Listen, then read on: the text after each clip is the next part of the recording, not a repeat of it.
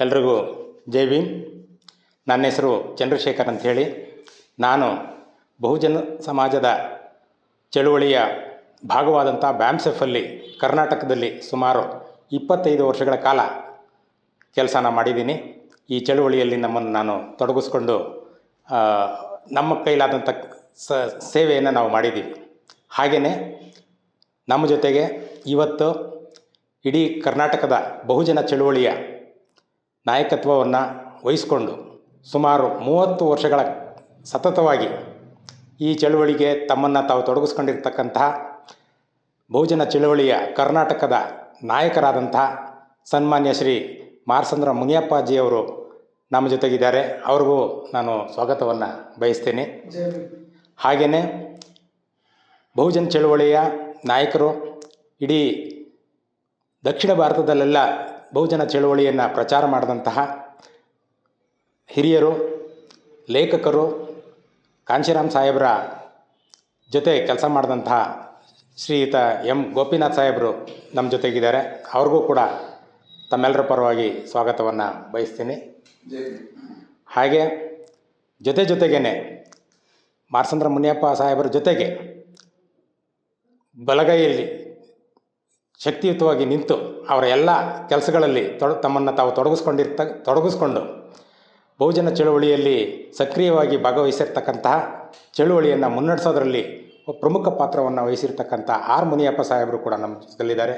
ಅವ್ರಿಗೂ ಸ್ವಾಗತವನ್ನು ಬಯಸ್ತೇನೆ. ಹಾಗೆ ಬಹುಜನ ಚಳುವಳಿಯಲ್ಲಿ ಹೆಚ್ಚಿನ ಸಮಯವನ್ನು ವ್ಯಯಿಸ್ತಾ ಚಳುವಳಿಯ ಮುನ್ನಡೆಗಾಗಿ ಕೆಲಸ ಮಾಡ್ತಾ ಇರ್ತಕ್ಕಂಥ ಗುರುಮೂರ್ತಿಯವರು ನಮ್ಮ ಜೊತೆಗಿದ್ದಾರೆ. ಅವ್ರಿಗೂ ಕೂಡ ನಾನು ಸ್ವಾಗತವನ್ನು ಬಯಸ್ತೇನೆ. ಈಗ ತಮ್ಮನ್ನು ಉದ್ದೇಶಿಸಿ ಈ ನಮ್ಮ ಎಂ ಗೋಪಿನಾಥ್ ಸಾಹೇಬರು ಮಾತಾಡಬೇಕು ಅಂಥೇಳಿ ವಿನಂತಿ ಮಾಡ್ತೀನಿ. ಕರ್ನಾಟಕದ ಪ್ರೀತಿಯ ಬಹುಜನ ಬಂಧುಗಳೇ, ತಮ್ಮೆಲ್ಲರಿಗೂ ನನ್ನ ಹೃತ್ಪೂರ್ವಕ ವಂದನೆಗಳು. ಜೈ ಭೀಮ್. ಬಂಧುಗಳೇ, ಇದೀಗ ಕರ್ನಾಟಕದ ಬಹುಜನ ಚಳವಳಿಯು ಒಂದು ನಿರ್ಣಾಯಕ ಘಟ್ಟದಲ್ಲಿ ನಿಂತಿದೆ. ತಮಗೆಲ್ಲ ಗೊತ್ತಿರೋಂಗೆ ನಾವೆಲ್ಲರೂ ಬಹುಜನ ಸಮಾಜ ಪಾರ್ಟಿಯನ್ನು ಮಾನ್ಯವ್ರ ಕಾಂಶಿರಾಮ್ ಸಾಹೇಬರ ನೇತೃತ್ವದಿಂದ ಆರಂಭಿಸಿ ಇವತ್ತಿನ ರಾಷ್ಟ್ರೀಯ ಅಧ್ಯಕ್ಷರಾಗಿರ್ತಕ್ಕಂಥ ನಮ್ಮೆಲ್ಲರ ಸಹೋದರಿ ಬಹನ್ ಕುಮಾರಿ ಮಾಯಾವತಿಜಿಯವರ ನಾಯಕತ್ವದಲ್ಲೂ ಸಹಿತ 35 ವರ್ಷಗಳಿಗಿಂತ ಹೆಚ್ಚು ಕಾಲ ನಾವಿಲ್ಲಿ ಸೇವೆ ಸಲ್ಲಿಸಿದ್ದೀವಿ. ಅವರೆಲ್ಲ ಆದೇಶಗಳನ್ನು, ನಿರ್ದೇಶನಗಳನ್ನು ಭಾಳ ಪ್ರಾಮಾಣಿಕವಾಗಿ ಯಥಾವತ್ತಾಗಿ ನಾವು ಕಾರ್ಯರೂಪಕ್ಕೆ ತಂದಿದ್ದೀವಿ.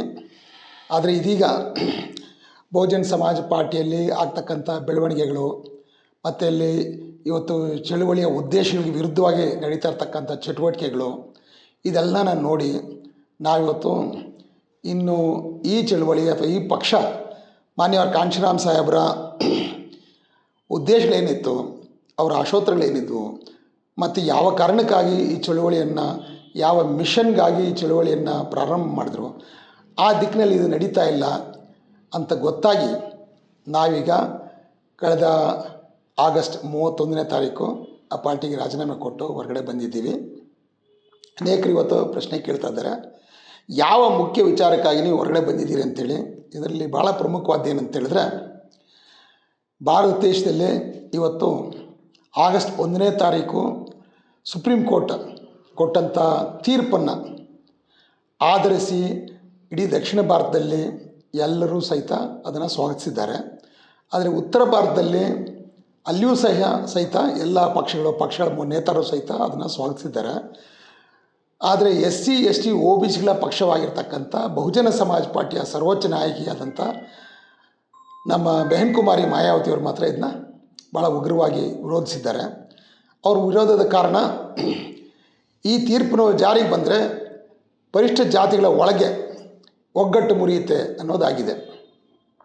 ಆದರೆ ನಾವಿಲ್ಲಿ ಬಹುಜನ ಸಮಾಜ ಪಾರ್ಟಿಲಿ ವಿವಿಧ ಜಾತಿಗಳನ್ನ ಕೂಡಿಸಿ ಮತ್ತು ಒಗ್ಗೂಡಿಸಿ ಈ ಚಳುವಳಿಯನ್ನು ಮುನ್ನಡೆಸೋದಕ್ಕೆ ಸಾಧ್ಯ. ಮತ್ತು ಆ ನಿಟ್ಟಿನಲ್ಲಿ ಮಾನ್ಯವ್ರ ಕಾಂಶಿರಾಮ್ ಕೊಟ್ಟಿರ್ತಕ್ಕಂಥ ಸೂತ್ರ ಏನಿದೆ ಅದು ಭಾಳ ಪೂರಕವಾಗಿದೆ. ಮತ್ತು ಸುಪ್ರೀಂ ಕೋರ್ಟ್ ತೀರ್ಪು ಸಹಿತ ಸಂವಿಧಾನಕ್ಕೆ ಪೂರಕವಾಗಿದೆ, ಬಾಬಾ ಸಾಹೇಬ್ ಅಂಬೇಡ್ಕರ್ ಸಿದ್ಧಾಂತಕ್ಕೂ ಸಹಿತ ಪೂರಕವಾಗಿದೆ ಅಂತ ಅವ್ರಿಗೆ ತಿಳಿಸಿ ಹೇಳಿ, ಇದರಿಂದ ಮತ್ತಷ್ಟು ಒಗ್ಗಟ್ಟು ಮೂಡುತ್ತೆ, ಮತ್ತಷ್ಟು ನಮ್ಮ ಬಲ ಹೆಚ್ಚುತ್ತೆ, ರಾಜಕೀಯ ಶಕ್ತಿಯಾಗಿ ನಾವು ಒಂದುಗೂಡೋದಕ್ಕೆ ಸಾಧ್ಯ ಇದೆ ಅಂಥೇಳಿ ಎಲ್ಲ ಸಾಧ್ಯತೆಗಳ ಬಗ್ಗೆ ಅವ್ರಿಗೆ ತಿಳಿಸಿ ಒಂದು ದೀರ್ಘವಾದ ಪತ್ರವನ್ನು ಬರೆದು ದಕ್ಷಿಣ ಭಾರತ ಮಟ್ಟಿಗೆ ನೀವು ಇದನ್ನು ಸ್ವಲ್ಪ ಬದಲಾಯಿಸ್ಕೋಬೇಕಾಗುತ್ತೆ. ಯಾಕಂದರೆ ದಕ್ಷಿಣ ಭಾರತದಲ್ಲಿ ಕಳೆದ 35-40 ವರ್ಷಗಳಿಂದ ಪ್ರತ್ಯೇಕ ಮೀಸಲಾತಿ ಬೇಕು ಅಂಥೇಳಿ ಮಾದಿಗ ಸಮಾಜದ ಬಂಧುಗಳು ಹೋರಾಟ ಮಾಡ್ತಾ ಬಂದಿದ್ದಾರೆ. ಮತ್ತು ಅಲ್ಲಿ ಭಾಳ ಮುಖ್ಯವಾದ ಗಮನಿಸಬೇಕಾದಂದರೆ ಅವರು ತಮ್ಮ ಜನಸಂಖ್ಯೆ ಎಷ್ಟಿದೆಯೋ ಅಷ್ಟು ಪಾಲು ಮಾತ್ರ ನಮ್ಗೆ ಕೊಡಿ ಅಂತಲೇ ಅವರು ಬೇಡಿಕೆ ಇಟ್ಟಿದ್ದಾರೆ ವಿನ ಎಲ್ಲ ಪಾಲು ನಮ್ಗೆ ಕೊಡಿ ಅಥವಾ ಹೆಚ್ಚಿನ ಪಾಲು ನಮ್ಗೆ ಕೊಡಿ ಅಂತಲೂ ಕೇಳಿಲ್ಲ. ಅಲ್ಲಿ ಯಾರ್ಯಾರು ಇಲ್ಲಿ ಎಷ್ಟೆಷ್ಟು ಜನಸಂಖ್ಯೆ ಇದ್ದಾರೋ ಆ ಜನಸಂಖ್ಯೆ ಪ್ರಕಾರ ನಮಗೆ ಹಂಚ್ಕೊಡಿ ಅಂತಲೇ ಕೇಳಿರೋದು. ಇದನ್ನು ಹಲವಾರು ವರ್ಷಗಳಿಂದ ಸುಪ್ರೀಂ ಕೋರ್ಟಲ್ಲಿ ತಡೆ ಹಿಡಿಯಲಾಗಿತ್ತು. ಆಮೇಲೆ ಇದಕ್ಕೆ ಕೆಲವು ನಿಯೋಗಗಳು ತಗೊಂಡೋಗಿ ಕೇಂದ್ರ ಸರ್ಕಾರಕ್ಕೆ ಮನವಿಯನ್ನು ಕೊಟ್ಟಿದ್ದಾರೆ. ಅಂತಿಮವಾಗಿ ಕರ್ನಾಟಕದಲ್ಲಿ ಸದಾಶಿವ ಆಯೋಗ, ಆಂಧ್ರದಲ್ಲಿ ರಾಮಚಂದ್ರ ರಾವ್ ಆಯೋಗ ಇವರು ಕೊಟ್ಟ ತೀರ್ಪುಗಳನ್ನ ಆಯಾ ರಾಜ್ಯಗಳು ಒಪ್ಪಿಕೊಂಡು ಕೇಂದ್ರ ಸರ್ಕಾರಕ್ಕೂ ಸಹಿತ ಶಿಫಾರಸು ಮಾಡಿವೆ. ಈಗ ಈ ಪೂರ್ಣಪೀಠ 7 ಜಡ್ಜಿಗಳಿರ್ತಕ್ಕಂಥ ನ್ಯಾಯಾಧೀಶರಿರ್ತಕ್ಕಂಥ ಪೂರ್ಣಪೀಠ ಸುಪ್ರೀಂ ಕೋರ್ಟ್ ಇವತ್ತು ತೀರ್ಪನ್ನು ಕೊಟ್ಟಿದೆ. ಇದು ಸರಿಯಾಗಿದೆ, ಸಂವಿಧಾನಕ್ಕೆ ಬದ್ಧವಾಗಿದೆ. ಮತ್ತು ಈ ವಿಚಾರದಲ್ಲಿ ರಾಜ್ಯ ಸರ್ಕಾರಗಳು ಅವರಿಗೆ ಪ್ರತ್ಯೇಕ ಮೀಸಲಾತಿ ಕೊಡಬಹುದು ಅಂತೇಳಿ ತೀರ್ಪನ್ನು ಕೊಟ್ಟಿದ್ದಾವೆ. ಇದರಲ್ಲಿ ಯಾವುದೇ ರೀತಿಯ ಅಡಚಣೆ ಇಲ್ಲ. ಮತ್ತು ಇಡೀ ಕರ್ನಾಟಕದಲ್ಲಿ ಎಲ್ಲ ಜಾತಿಗಳು, ಎಲ್ಲ ನಾಯಕರು, ಮುಖ್ಯಮಂತ್ರಿಗಳು ಎಲ್ಲರೂ ಸಹಿತ ಅದನ್ನು ಸ್ವಾಗತ ಮಾಡಿದ್ದಾರೆ. ಎಲ್ಲ ಪಕ್ಷಗಳು ಸ್ವಾಗತ ಮಾಡಿದ್ದಾರೆ. ಇದು ಯಾವ ರೀತಿಯಲ್ಲಿ ನಮಗೆ ಅನುಕೂಲ ಆಗುತ್ತೆ, ಇದು ಒಂದು ವೇಳೆ ನೀವು ಇದನ್ನು ವಿರೋಧ ಮಾಡೋದ್ರಿಂದ ಎಷ್ಟು ಅನಾನುಕೂಲ ಆಗುತ್ತೆ ಅಂಥೇಳಿ ಇಲ್ಲಿ ನಮ್ಮ ರಾಷ್ಟ್ರೀಯ ಅಧ್ಯಕ್ಷರಿಗೆ ನಾವು ತಿಳಿಸ್ಕೊಡ್ಲಿಕ್ಕೆ ಭಾಳ ಪ್ರಯತ್ನ ಮಾಡಿದ್ವಿ. ಆಮೇಲೆ ಅವ್ರ ಜೊತೆ ಮಾತಾಡಿದಾಗ ಕಳೆದ ಆಗಸ್ಟ್ 27ನೇ ತಾರೀಕು ನಮಗೆ ಭೇಟಿ ಮಾಡಲಿಕ್ಕೆ ಲಕ್ನೋಗೆ ಬರೋಕ್ಕೆ ಹೇಳಿದ್ರು. ನಾವು ಲಕ್ನೋಗೆ ಭಾಳ ನಂಬಿಕೆಯಿಂದ ವಿಶ್ವಾಸದಿಂದ ಹೋದ್ವಿ. ಅದರಲ್ಲಿ ಆಗಿದ್ದು ಅನಾಹುತ ಏನಂತ ಹೇಳಿದ್ರೆ, ಫಸ್ಟ್ ಆಫ್ ಆಲ್ ನೀವು ಇದು ಕೈ ಬಿಡ್ರಿ, ಇದನ್ನ ಮಾತಾಡಲೇಬೇಡಿ ಅಂತ ಅಲ್ಲಿರ್ತಕ್ಕಂಥ ನಮ್ಮ ಉಸ್ತುವಾರಿಗಳು ಹೇಳಿದ್ರು. ಇದು ನಿಮ್ಮ ಮಾದಿಗ ಸಮಾಜದವರು 0.5% ವೋಟ್ ಹಾಕೋಲ್ಲ BSPಗೆ, ಅಂಥವ್ರು ನಾವು ಯಾಕೆ ಬೆಂಬಲ ಕೊಡಬೇಕು, ನಾವು ಯಾಕೆ ಇದನ್ನು ಸ್ವಾಗತ ಮಾಡಬೇಕಂತ ಭಾಳ ಹಗುರವಾಗಿ ಬೇರೆ ಮಾತಾಡಿದ್ರು. ಮತ್ತು ಇವ್ರಿಗೆ ಅರ್ಥನೇ ಆಗ್ತಾಯಿಲ್ಲ, ಒಳ ಮೀಸಲಾತಿಯಿಂದ ಏನೇನು ತೊಂದರೆ ಆಗುತ್ತೆ ಅನ್ನೋದು ತಿಳ್ಕೊಳ್ಳೋಷ್ಟು ಬುದ್ಧಿನೂ ಇಲ್ಲ ಅನ್ನೋ ಥರ ಭಾಳ ಹೀಯಾಳಿಸಿನೂ ಮಾತಾಡಿದ್ರು. ಇಷ್ಟೆಲ್ಲದ್ರ ಮಧ್ಯೆ ನಾವು ಹಠ ಹಿಡಿದು ನಾವು ಭೇಟಿನೇ ಆಗಲೇಬೇಕು. ಯಾಕಂದರೆ ಈಗಾಗಲೇ ಈ ತೀರ್ಪನ್ನು ವಿರೋಧಿಸಿ ತಮಿಳುನಾಡಲ್ಲಿ ಬೆಹೆನ್ಜಿಯವರ ಭೂತ ದಹನ ಸಹ ಮಾಡ್ತಕ್ಕಂಥ ಒಂದು ಪ್ರಯತ್ನ ನಡೆದಿದೆ. ಇದೇ ರೀತಿ ದಕ್ಷಿಣ ಭಾರತದಲ್ಲಿ ಎಲ್ಲ ಕಡೆ ಆದರೆ ನಮ್ಮ ಚಳುವಳಿಗೆ ದೊಡ್ಡ ಪೆಟ್ಟು ಬೀಳುತ್ತೆ, ಪಕ್ಷ ಮುನ್ನಡೆಸೋದು ಕಷ್ಟ ಅಂತೇಳಿ ಮನವರಿಕೆ ಮಾಡಿಕೊಟ್ಟ ಮೇಲೆ ಸ್ವಲ್ಪ ಹೊತ್ತಾದ್ಮೇಲೆ ಬೆಹೆನ್ಜಿ ಬನ್ನಿ ಅಂತ ಕರೆದ್ರು. ನಾವು 5 ಜನ ಹೋದ್ವಿ. ನಾನು ಮತ್ತು ಅಂದಿನ ಅಧ್ಯಕ್ಷರಾಗಿದ್ದಂಥ ಮಾರಸಂದ್ರ ಮುನಿಯಪ್ಪನವರು, ಪ್ರಧಾನ ಕಾರ್ಯದರ್ಶಿಗಳಾಗಿರ್ತಕ್ಕಂಥ ಆರ್ ಮುನಿಯಪ್ಪನವರು, ಹಾಗೂ ಉಪಾಧ್ಯಕ್ಷರಾಗಿರ್ತಕ್ಕಂಥ ಗಂಗಾಧರ ಬಹುಜನ್ ಅವರು ಮತ್ತು ಕರ್ನಾಟಕ ರಾಜ್ಯಕ್ಕೆ ಸಂಯೋಜಕರಾಗಿದ್ದಂಥ ಕೃಷ್ಣಮೂರ್ತಿಯವರು 5 ಜನ ಹೋದ್ವಿ. ಗೇಟ್ ತನಕ ಎಲ್ಲರನ್ನೂ ಕರ್ಕೊಂಡೋದ್ರು. ಆದರೆ ಗೇಟ್ ಒಳಗೆ ಹೋಗಬೇಕಾದ್ರೆ ಕೇವಲ ನನ್ನನ್ನು ಮತ್ತು ಮಾರಸಂದ್ರ ಮುನಿಯಪ್ಪ ಅವ್ರನ್ನ ಮಾತ್ರ ಒಳಗೆ ಕರ್ಕೊಂಡೋದ್ರು. ಇಳಿದು 3 ಜನರನ್ನ ಅವರು ನೀವು ಇಲ್ಲೇ ರೀ ಅಂತ ಭಾಳ ಗಡಸಾಗಿ ಹೇಳಿ ನಿಲ್ಲಿಸಿದ್ರು. ಆದರೂ ಅವ್ರು ಸ್ವಲ್ಪ ಪ್ರಯತ್ನ ಮಾಡಿದಾಗ ಭಾಳ ಉಗ್ರವಾಗಿ ಒಂಥರ ಅಸಹ್ಯವಾಗಿ ಅವ್ರನ್ನ ಆಚೆ ಕಳಿಸ್ಬಿಟ್ರು. ನಂತರ ನಾವು ಹೋದ್ವಿ ಅಲ್ಲಿ ಒಳಗಡೆ ಬೆಹೆನ್ಜಿಗೆ ಹೆಂಗೂ ಕೊಡೋಣ, ನಮಗೂ ಮನಸ್ಸು ಬೇಜಾರಾಗಿತ್ತು. ಆದರೆ ಕೊಡೋಣ ಏನು ಹೇಳ್ತಾರೆ ನೋಡೋಣ ಅಂತ ಹೋದ್ವಿ. ಆದರೆ ನಮಗೂ ಸಹಿತ ಬೆಹೆನ್ಜಿ ಅವ್ರನ್ನ ಭೇಟಿ ಮಾಡೋಕ್ಕೆ ಬಿಡಲಿಲ್ಲ. ನಮ್ಮ ಮನವಿ ಪತ್ರವನ್ನು ತೊಗೊಂಡೋಗಿ ಅಲ್ಲಿ ನಾವು ಕೊಡ್ತೀವಿ ತೊಗೊಂಡು ಅಂತ ಕೊಟ್ಟರು ಅಂತ ಹೇಳಿದ್ರು. ಸರಿ ಕೊಟ್ಟಿದ್ದಾಯ್ತಲ್ಲ ಅಂತ ನಾವು ಹೊರಗಡೆ ಬಂದು ನೋಡಿದ್ರೆ ನಮ್ಮ ಸ್ನೇಹಿತರಲ್ಲಿ ಇರಲಿಲ್ಲ. ಭಾಳ 100 ಮೀಟ್ರ್ ದೂರ ನಿಂತಿದ್ರು. ಯಾಕಪ್ಪ ಇಲ್ಲಿದ್ರು ಅಂದರೆ ನಮ್ಮ ಒಳಗೆ ಬಿಟ್ಟಿಲ್ಲ ಅಂತ ಹೇಳಿದ್ರು. ನಂತರ ಬಂದಮೇಲೆ ಅವರು ಹೇಳಿದ್ರು ನಮಗೆ ಭಾಳ ಹೀನಾಯವಾಗಿ ನಮ್ಮ ಹೊರಗೆ ದಬ್ಬಿದ್ರು. ಹಂಗಾಗಿ ನಮ್ಗೆ ಭಾಳ ಬೇಸರ ಆಗಿದೆ ಅಂಥೇಳಿ. ಇಷ್ಟೆಲ್ಲ ಅವಮಾನ ಆಗಿ ನಮ್ಮ ಮನವಿನ ಕೇಳಲಿಕ್ಕೆ ಇವರು ತಯಾರಿಲ್ಲ ಅಂದರೆ ಮತ್ತು ಅದಕ್ಕೆಲ್ಲದಕ್ಕಿಂತ ಇವರು 35 ವರ್ಷ ದುಡಿದಿರೋರು, ನಮ್ಮ ಸಮಯ ಸರ್ವಸ್ವ ಎಲ್ಲವನ್ನೂ ತ್ಯಾಗ ಮಾಡೋರು. ನಮಗೆ ಈ ಗತಿ ಅಂತ ಹೇಳಿದ್ರೆ ನಾವು ಪ್ರತಿನಿಧಿಸ್ತಕ್ಕಂಥ ಸಮಾಜಗಳಿಗೆ ಇವ್ರಿಗೆ ಎಷ್ಟು ಮಾತ್ರ ಗೌರವ ಕೊಡ್ತಾರೆ ಅಂತ ಗೊತ್ತಾಗಿ ಇಂಥ ಪಕ್ಷದಲ್ಲಿ ಇರೋದ್ರಿಂದ ಸಮಾಜಕ್ಕೆ ಏನು ಉಪಯೋಗ ಇಲ್ಲ ಅಂತ ತಿಳಿದು ನಾವು ರಾಜೀನಾಮೆ ಕೊಟ್ವಿ. ಇದು ನಡೆದಂಥ ವಿಚಾರ. ಹಾಗಾಗಿ ಇವತ್ತು ನಾವು ಇದನ್ನು ರಾಜೀನಾಮೆ ಕೊಟ್ಟಿದ್ದೀವಿ. ಇನ್ನು ಉಳಿದ ವಿಚಾರಗಳನ್ನ ನಮ್ಮ ಮಾರಸಂದ್ರ ಮುನಿಯಪ್ಪನವರು ಮಾತಾಡ್ತಾರೆ. ಜೈ ಭೀಮ್, ಜೈ ಭಾರತ್. ಜೈ ಭೀಮ್, ಜೈ ಕಾಂಚೀರಾಮ್. ಇವತ್ತಿನ ವಿಚಾರ ಏನಂತ ಹೇಳಿದರೆ, ತಮ್ಮೆಲ್ಲರಿಗೂ ಗೊತ್ತಿದ್ದಾಗೆ ಇಡೀ ಭಾರತ ದೇಶದಲ್ಲಿ, ಅದು ಕರ್ನಾಟಕ ರಾಜ್ಯದಲ್ಲಿ ಕೆಲವು ಬೆಳವಣಿಗೆಗಳು ಬಹುಜನ ಸಮಾಜ ಪಕ್ಷದ ಒಳಗಡೆ ನಡೆದಿದೆ. ಇದು ಕಾರಣ ಏನಪ್ಪ ಅಂತ ಹೇಳಿದರೆ, ಈಗಾಗಲೇ ನಮ್ಮ ಹಿರಿಯ ನಾಯಕರು ಆದಂಥ ಗೋಪಿನಾಥ್ಜಿಯವರು ವಿವರಣೆಯನ್ನು ಕೊಟ್ಟಿದ್ದಾರೆ. ಹಾಗಾಗಿ ಇವತ್ತು ನಾವು ಏನಿವತ್ತು ಕರ್ನಾಟಕ, ಆಂಧ್ರ, ತಮಿಳುನಾಡು, ತೆಲಂಗಾಣ ಈ ಭಾಗದಲ್ಲಿ ಮಾದಿಗ ಮತ್ತು ಉಪಜಾತಿಗಳು ನಮಗೆ ಪಾಲು ಸಿಕ್ಕೋದ್ರಲ್ಲಿ ಕಮ್ಮಿ ಸಿಕ್ಕಿದೆ, ನಮಗೆ ಸರಿಯಾದ ಪಾಲನ್ನು ಸಿಗಬೇಕಂತೇಳಿ ತೆಲಂಗಾಣ, ಆಂಧ್ರ ಒಂದೇ ಇತ್ತು. 35 ವರ್ಷ ಚಳುವಳಿ ನಡೆದಲ್ಲಿ 16 ಜನ ಸಾವುಗಟ್ಟಿದ್ದಾರೆ. ಅದೇ ಕರ್ನಾಟಕದಲ್ಲಿ ಕೂಡ ಸುಮಾರು 30 ವರ್ಷಗಳಿಂದ BSP DSS ಜಂಟಿಯಾಗಿದ್ದಾಗ ಕೂಡ ನಾವು ಬೆಂಬಲ ಮಾಡ್ಕೊಂಡು ಹೋರಾಟ ಮಾಡ್ಕೊಂಡು ಬಂದಿದ್ದೀವಿ. ಈ ಒಳ ಮೀಸಲಾತಿ ವಿಚಾರದಲ್ಲಿ ನಾವು ಮಾಡ್ತೀವಿ ಅಂತ ಹೇಳಿ ಕಾಂಗ್ರೆಸ್ಸು BJP ದಳದವರು ಓಟನ್ನು ತಗೊಂಡಿದ್ದಾರೆ, ಮ್ಯಾನಿಫೆಸ್ಟೋಲ್ಲಿ ಕೂಡ ಹಾಕಿದ್ದಾರೆ. ಅದರಲ್ಲಿ ಯಾರು ಕೂಡ ಮಾಡಿಲ್ಲ.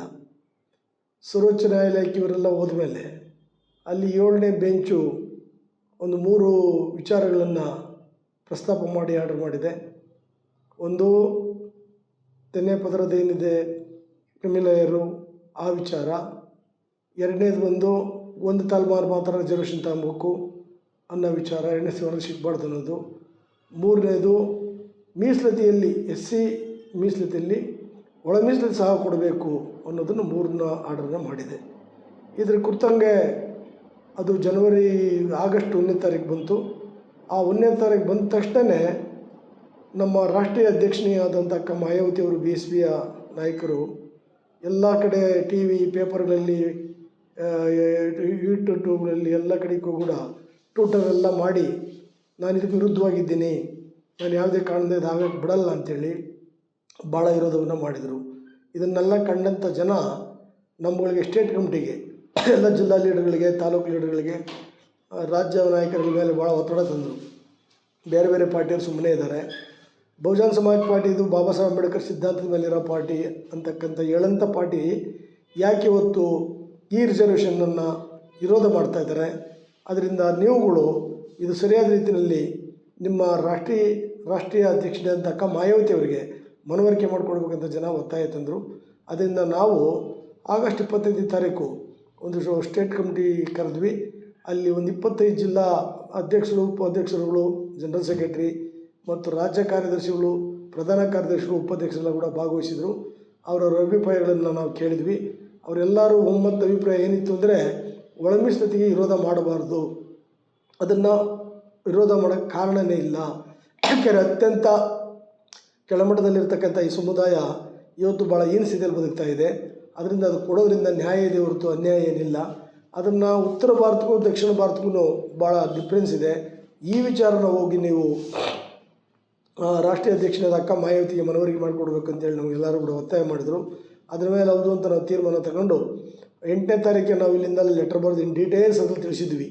ಇವತ್ತು ಜನಸಂಖ್ಯೆ ಎಷ್ಟಿದೆ, ಸದಸ್ಯ ಆಯೋಗದ ವರದಿ ಎಷ್ಟು ಹೇಳ್ತದೆ, 7 ವರ್ಷ ಅಧ್ಯಯನ ಮಾಡಿದೆ, ಸುಮಾರು 12ರಿಂದ 14 ಕೋಟಿ ದುಡ್ಡನ್ನು ಕೊಟ್ಟಿದೆ ಸರ್ಕಾರ. ಅದರಲ್ಲಿ ಯಾವ್ಯಾವ ಸಮುದಾಯಕ್ಕೆ ಎಷ್ಟು ಕೊಡಬೇಕು ಅನ್ನೋದು ಕೂಡ ಅದು ಕರೆಕ್ಟಾಗಿ ಅಧ್ಯಯನ ಮಾಡಿ ತಿಳಿಸಿದೆ. ಜನಸಂಖ್ಯೆ ಆಧಾರದ ಮೇಲೆ ಏನಿವತ್ತು ಮಾದಿಗ ಸಮುದಾಯಕ್ಕೆ 6, ಒಲೆ ಸಮುದಾಯಕ್ಕೆ 5, ಲಂಬಾಣಿ ಬೋವಿಗೆ 3, ಉಳಿದಂಥ ಇತರರಿಗೆ 1 ಅಂತೇಳಿ ಅದರ ಪ್ರಕಾರ ಮಾಡಬೇಕಂತಕ್ಕಂಥದ್ದನ್ನು ಪರ ವಿರೋಧ ಚರ್ಚೆಗಳೆಲ್ಲ ನಡೆದಿದೆ. ಅದಾದಮೇಲೆ 7 ವರ್ಷ ಆದಮೇಲೆ ವರದಿಯನ್ನು ಕೊಟ್ಟಿದ್ದಾರೆ. ಅಷ್ಟಾದರೂ ಕೂಡ ಇದುವರೆಗೂ ಕೂಡ ಸರ್ಕಾರ ಅದನ್ನು ತಗೊಂಡು ಒಪ್ಕೊಳ್ಳೋಕ್ಕೆ ತಾರತಮ್ಯ ತೋರಿಸ್ತಾ ಇದೆ. ಹಾಗಾಗಿ ಇಂದಿನ BJP ಸರ್ಕಾರ ಹೇಳ್ತು ನಾವು ಮಾಡ್ತೀವಿ ಅಂತ ಭಾಳ ಬಬ್ಬೆ ಹೊಡ್ಕೊಂಡ್ರು, ಅವ್ರು ಮಾಡಲೇ ಇಲ್ಲ. ದಳದವ್ರು ಮ್ಯಾನಿಫೆಸ್ಟೋಲ್ಲಿ ಹಾಕಿದ್ರು, ಕುಮಾರಸ್ವಾಮಿ 2 ಸಾರಿ ಅಧಿಕಾರಕ್ಕೆ ಬಂದಾಗೂ ಮಾಡಲಿಲ್ಲ. ಈಗ 2ನೇ ಟೈಮ್ ಸಿದ್ದರಾಮಯ್ಯ CM ಆಗೋ ಸಂದರ್ಭದಲ್ಲಿ ಕೂಡ ಮ್ಯಾನಿಫೆಸ್ಟೋಲ್ಲಿ ಹಾಕಿ ಒಳ ಮೀಸಲಾತಿನ ನಾವು ಜಾರಿ ಮಾಡ್ತೀವಿ, ಎಲ್ಲ ಸಮುದಾಯದವ್ರನ್ನ ಕಾನ್ಫಿಡೆನ್ಸ್ ತಗೊಂಡು ಅಂತ ಹೇಳಿದರು. ಅವ್ರು ಇದುವರೆಗೂ ಕೂಡ ಮಾಡಿಲ್ಲ. ಅಕಸ್ಮಾತಾಗಿ ಇವತ್ತು ಒಂದು ಸುಪ್ರೀಂ ಕೋರ್ಟು 7 ಬೆಂಚು ತೀರ್ಮಾನ ತಗೊಂಡು ಒಂದು ಜಡ್ಜ್ಮೆಂಟನ್ನು ಮಾಡಿದೆ, ಅದು ಅಥೆಂಟಿಕ್ ಆಗಿದೆ. ಹಾಗಾಗಿ ಇದನ್ನು ವಿರೋಧ ಮಾಡಬೇಡ ಎಕ್ಕೋರೆ, ದಯವಿಟ್ಟು ನೀವು ಇದು ಭಾಳ ಕೆಟ್ಟ ಹೆಸರು ಬರ್ತದೆ. ಆಮೇಲೆ ಬಹುಜನ ಸಮಾಜ ಪಾರ್ಟಿ ಒಂದು ಅಂಬೇಡ್ಕರ್ ಸಿದ್ಧಾಂತ ಪಾರ್ಟಿ, ಕಾಂಚೀರಾಮ್ ಅವರು ಹೋರಾಟ ಮಾಡಿರ್ತಕ್ಕಂಥ ಪಾರ್ಟಿ ಮತ್ತು ಮುಂಚೂಣಿಯಲ್ಲಿರ್ತಕ್ಕಂಥ ನಾಯಕರು. ನೀವು ಕೆಳ ಸಮುದಾಯದವರಿಗೆ ನ್ಯಾಯ ಕೊಡಿಸ್ಬೇಕಾಗ್ತದೆ. ದಕ್ಷಿಣ ಭಾರತಕ್ಕೂ ಉತ್ತರ ಭಾರತಕ್ಕೂ ಭಾಳ ಡಿಫರೆನ್ಸ್ ಇದೆ. ದಕ್ಷಿಣ ಭಾರತದಲ್ಲಿ ಇರ್ತಕ್ಕಂಥ ಚಮ್ಮಾರರು 80% ಬೆನಿಫಿಟ್ ಪಡ್ಕೊಂಡಿದ್ದಾರೆ. ಇದರಲ್ಲಿ ದಕ್ಷಿಣ ಭಾರತದಲ್ಲಿ ಆ ಥರ ಆಗಿಲ್ಲ. ಈ ಮಾದಿಗ ಮತ್ತು ಉಪಜಾತಿಗಳಲ್ಲಿ ಮಾದಿಗ ಮತ್ತು ಉಪಜಾತಿ 49 ಬರ್ತದೆ, ವಲಯ ಮತ್ತು ಉಪಜಾತಿ 29 ಬರ್ತದೆ. ಹಾಗಾಗಿ ಕೊರ್ಚ ಅವರೊಂದು 2 ಬರ್ತದೆ, ಲಂಬಾಣಿ ಬೋವಿ 15 ಬರ್ತದೆ. ಅದರಲ್ಲಿ ಭಾಳ ಹೀನಸ್ಥಿತಿಯಾಗಿ ಸಮುದಾಯ ಬದುಕ್ತಾ ಇದೆ. ಅದಕ್ಕೆ ನೀವು ವಿರೋಧ ಮಾಡಬೇಡಿ. ಆ ವಿಚಾರಕ್ಕೆ ನಾವೆಲ್ಲ ದಾಖಲೆಗಳು ನಿಮ್ಮನ್ನು ಕೊಟ್ಟಿದ್ದೀವಿ ಅಂತ ಈ ಒಂದು ಸದಾಶಿವ ವರದಿಯನ್ನು ಕಳಿಸ್ಕೊಟ್ಟಿದ್ದೀವಿ. ಆಮೇಲೆ ಯಾವುದಿದು ಈ Basavaraj Bommai sub committee cabinet decision ಆಗಿ ಕಳಿಸ್ಕೊಟ್ಟಿದ್ದೀವಿ. ಆಮೇಲೆ ಈ ಸಿದ್ದರಾಮಯ್ಯನ ಕ್ಯಾಬಿನೆಟ್ ಆಗಿದ್ದನ್ನೆಲ್ಲ ಕಳಿಸ್ಕೊಟ್ಟು ಡೀಟೇಲ್ ಒಂದು 4-5 ಪೇಜ್ ಇಂಗ್ಲೀಷಲ್ಲಿ ಬರೆದು ಅದನ್ನು ಅವರು ಇನ್ಚಾರ್ಜ್ ಇರೋರ ಮುಖಾಂತರ ಕಳಿಸ್ಕೊಟ್ಟು ಅವ್ರ ಆಫೀಸ್ಗೂ ಕಳಿಸ್ಕೊಟ್ಟು ಮಾಡಿದ್ದೀವಿ.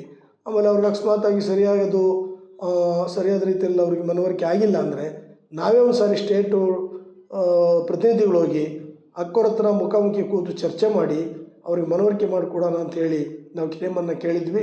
ಅದಕ್ಕೆ ಅವ್ರು ಹೇಳಿದರು, ನೀವು ಆಗಸ್ಟ್ 27ನೇ ತಾರೀಕು ಲಕ್ನೋಗೆ ಬನ್ನಿ, ಅಲ್ಲಿ ರಾಷ್ಟ್ರೀಯ ಅಧ್ಯಕ್ಷನಿದ್ದು ಓಟ್ ಆದಮೇಲೆ 3 ಗಂಟೆಗೆ ನಾನು ಟೈಮ್ ಕೊಡ್ತೀನಿ ಅಂತ ಹೇಳಿದರು. ಸರಿ, 3 ಗಂಟೆಗೆ ನಾವು ಸಿದ್ಧಾರ್ಥ ಅಂತ ಇಲ್ಲಿ ಇನ್ಚಾರ್ಜ್ ಇದ್ದರು, ಅವ್ರಿಗೆ ಹೇಳಿದ್ವಿ ನಾವು 5 ಜನ. ಇದೀಗ ಗೋಪಿನಾಥ್ ಜಿ ಅವರು ಮತ್ತು ನಾನು ಅಧ್ಯಕ್ಷನಾಗಿದ್ದವನು, ಆರ್ಮುನಿಯಪ್ಪನವರು ಕೋರ್ಡಿನೇಟ್ರು ಆಗಿದ್ದಂಥ ಆಗ ಕೃಷ್ಣಮೂರ್ತಿ ಉಪಾಧ್ಯಕ್ಷರಾಗಿದ್ದಂಥ ಗಂಗಾಧರು 5 ಜನ ಇಲ್ಲ ಸರ್ ಹೋಗಲೇಬೇಕು ನಾವು ಅಂದ್ವಿ. ಇಲ್ಲ ಅವ್ರು ಭಾಳ ಬಿಸಿ ಇದ್ದಾರೆ ಆಗಲ್ಲ ಅಂತವ್ರೆ, ಅವ್ರೇನೋ ಒಂಥರ ಇದರಲ್ಲಿದ್ದಾರೆ ಅವರು, ಇವಾಗ ಆಗಲ್ಲ ಅಂದರು. ಇಲ್ಲ ನಾವು ಬಂದಿರೋದು ಅದಕ್ಕೋಸ್ಕರನೇ ನೀವು ಕರ್ಕೊಂಡೋಗಿ ಮಾತಾಡಿಸ್ಲೇಬೇಕು ಅಂತೇಳಿ ನಾವು ಪಟ್ಟಿಡಿದಾಗ 5:15 ನೀವು ಬನ್ನಿ ಅಂತ ಕರ್ಕೊಂಡೋದ್ರು. 5 ಜನ ನಾವು ಹೋದಾಗ ನನ್ನ ಗೋಪಿನಾಥ್ ಅವ್ರನ್ನ ಮಾತ್ರ ಒಳಗಡೆ ಕರೆದ್ರು, 3 ಜನನ ಗೇಟಲ್ಲಿ ತಡೆದ್ಬಿಟ್ರು. ಅದಕ್ಕೆ ನಾವು ವಿರೋಧ ಮಾಡಿದ್ವಿ. ನಾವು ಸ್ಟೇಟಿಂದ ಬಂದಿರೋದು 5 ಜನ ಪ್ರತಿನಿಧಿಗಳು, ಹೋದ್ರೆ 5 ಜನ ಓದ್ತೀವಿ ಇಲ್ಲ ವಾಪಸ್ ಓದ್ತೀವಿ ಅಂತ. ಇಲ್ಲ ನಿಮಗೆ ಗೊತ್ತಾಗಲ್ಲ, ನೀವು ಇಬ್ಬರು ಮಾತ್ರ ಬನ್ನಿ, ಅವ್ರು ಅಲ್ಲಿರಲಿ ಏನಾಗಲ್ಲ ಅಂತ ಹೇಳ್ಬಿಟ್ಟು ಅವ್ರ ಹಿಂದಿನಲ್ಲಿ ಚಲೋ ಬಾಹಿರ್ ಚಲೋ ಅಂತೇಳಿ ಒಂಥರ ಗದರ್ಬಿಟ್ಟು ಅವ್ರನ್ನ ಕಳಿಸ್ಬಿಟ್ರು. ಅವಾಗ ನಾವು ಹಿಂಗೆ ಕೈ ತೋರಿಸಿ ಹೊರಗಡೆ ಕರೆದಿದ್ವಲ್ಲ, ಇವ್ರು ಬಂದಿದ್ದವ್ರನ್ನ ಅವ್ರನ್ನ ಗದರಿದ ಮೇಲೆ ಅಲ್ಲಿದ್ದ ಸೆಕ್ಯೂರಿಟಿಗಳು ಅಂದರೆ ಪೊಲೀಸವರು, ಹಿಂದಿನ ಪೊಲೀಸ್ನವರು ಅವ್ರನ್ನ ಬಟ್ಟೆ ಹಿಡಿದು ತಳ್ಕೊಂಡು ಹೋಗಿ ಗೇಟಿಂದ ಒಳಗಡೆ ಬಿಟ್ಟು ಒಂದು ಕಣ್ಣಿಂದ ನೋಡಿದ್ವಿ. ಆಮೇಲೆ ಗೋಪಿನಾಥ್ ಸಾಹೇಬ್ರು ನಾನು ಹೇಳಿದೆ, ಸರ್ ಹಿಂಗೆಲ್ಲ ಆಗಿದೆ, ಬೇಡ ಬನ್ನಿ ನಾವು ವಾಪಸ್ ಹೋಗ್ಬಿಡೋಣ ಅಂತೇಳಿ. ಗೋಪಿನಾಥ್ ಸರ್ ಹೇಳಿದ್ರು, ಇಲ್ಲ ಬೇಡ, ಇಷ್ಟು ದೂರ ಬಂದಿದ್ದೀವಿ, ಅದೇನಾದರೂ ಆಗಲಿ ಅಕ್ಕವ್ರ ಕೈಗೆ ಒಂದು ಮನವಿಯನ್ನು ಕೊಟ್ಬಿಟ್ಟು ಮನವರಿಕೆ ಮಾಡಿಕೊಟ್ಟು ಹೋಗೋಣ, ಆಮೇಲೆ ತೀರ್ಮಾನ ಅವ್ರು ಏನೋ ತಗೊಳ್ಳಿ ಅಂತ ನನ್ನ ಇವ್ರು ಕನ್ವಿನ್ಸ್ ಮಾಡಿಬಿಟ್ಟು ಕರ್ಕೊಂಡು ಹೋದರು. ಸಿದ್ಧಾರ್ಥ ಅವ್ರು ಕರ್ಕೊಂಡು ಹೋಗಲ್ಲ, ಒಂದು ರೂಮಲ್ಲಿ ಕುಂಡಿಸ್ಬಿಟ್ಟು ನಮ್ಮನ್ನು ಅಕ್ಕವ್ರು ಕರೀತಾರೆ ಕೂತ್ಕೊಳ್ಳಿ ಅಂದರು. ಅರ್ಧ ಗಂಟೆ ಆಯಿತು, ಅವ್ರು ಕರೆದೂ ಇಲ್ಲ ಬರಲೂ ಇಲ್ಲ. ಆಮೇಲೆ ಯಾರೋ ಅವ್ರ ಸ್ಟಾಫ್ನವ್ರು ಬಂದು ಆ ಮೆಮೋಡಮನ್ನು ತಗೊಂಡು ಹೋದರು. ಅವ್ರು ಯಾರೋ ಸ್ಟಾಫ್ ಅಂದರೆ ಅವ್ರ ಅಟೆಂಡ್ರೋ ಅಥವಾ ಕ್ಲರ್ಕೋ ಗೊತ್ತಿಲ್ಲ.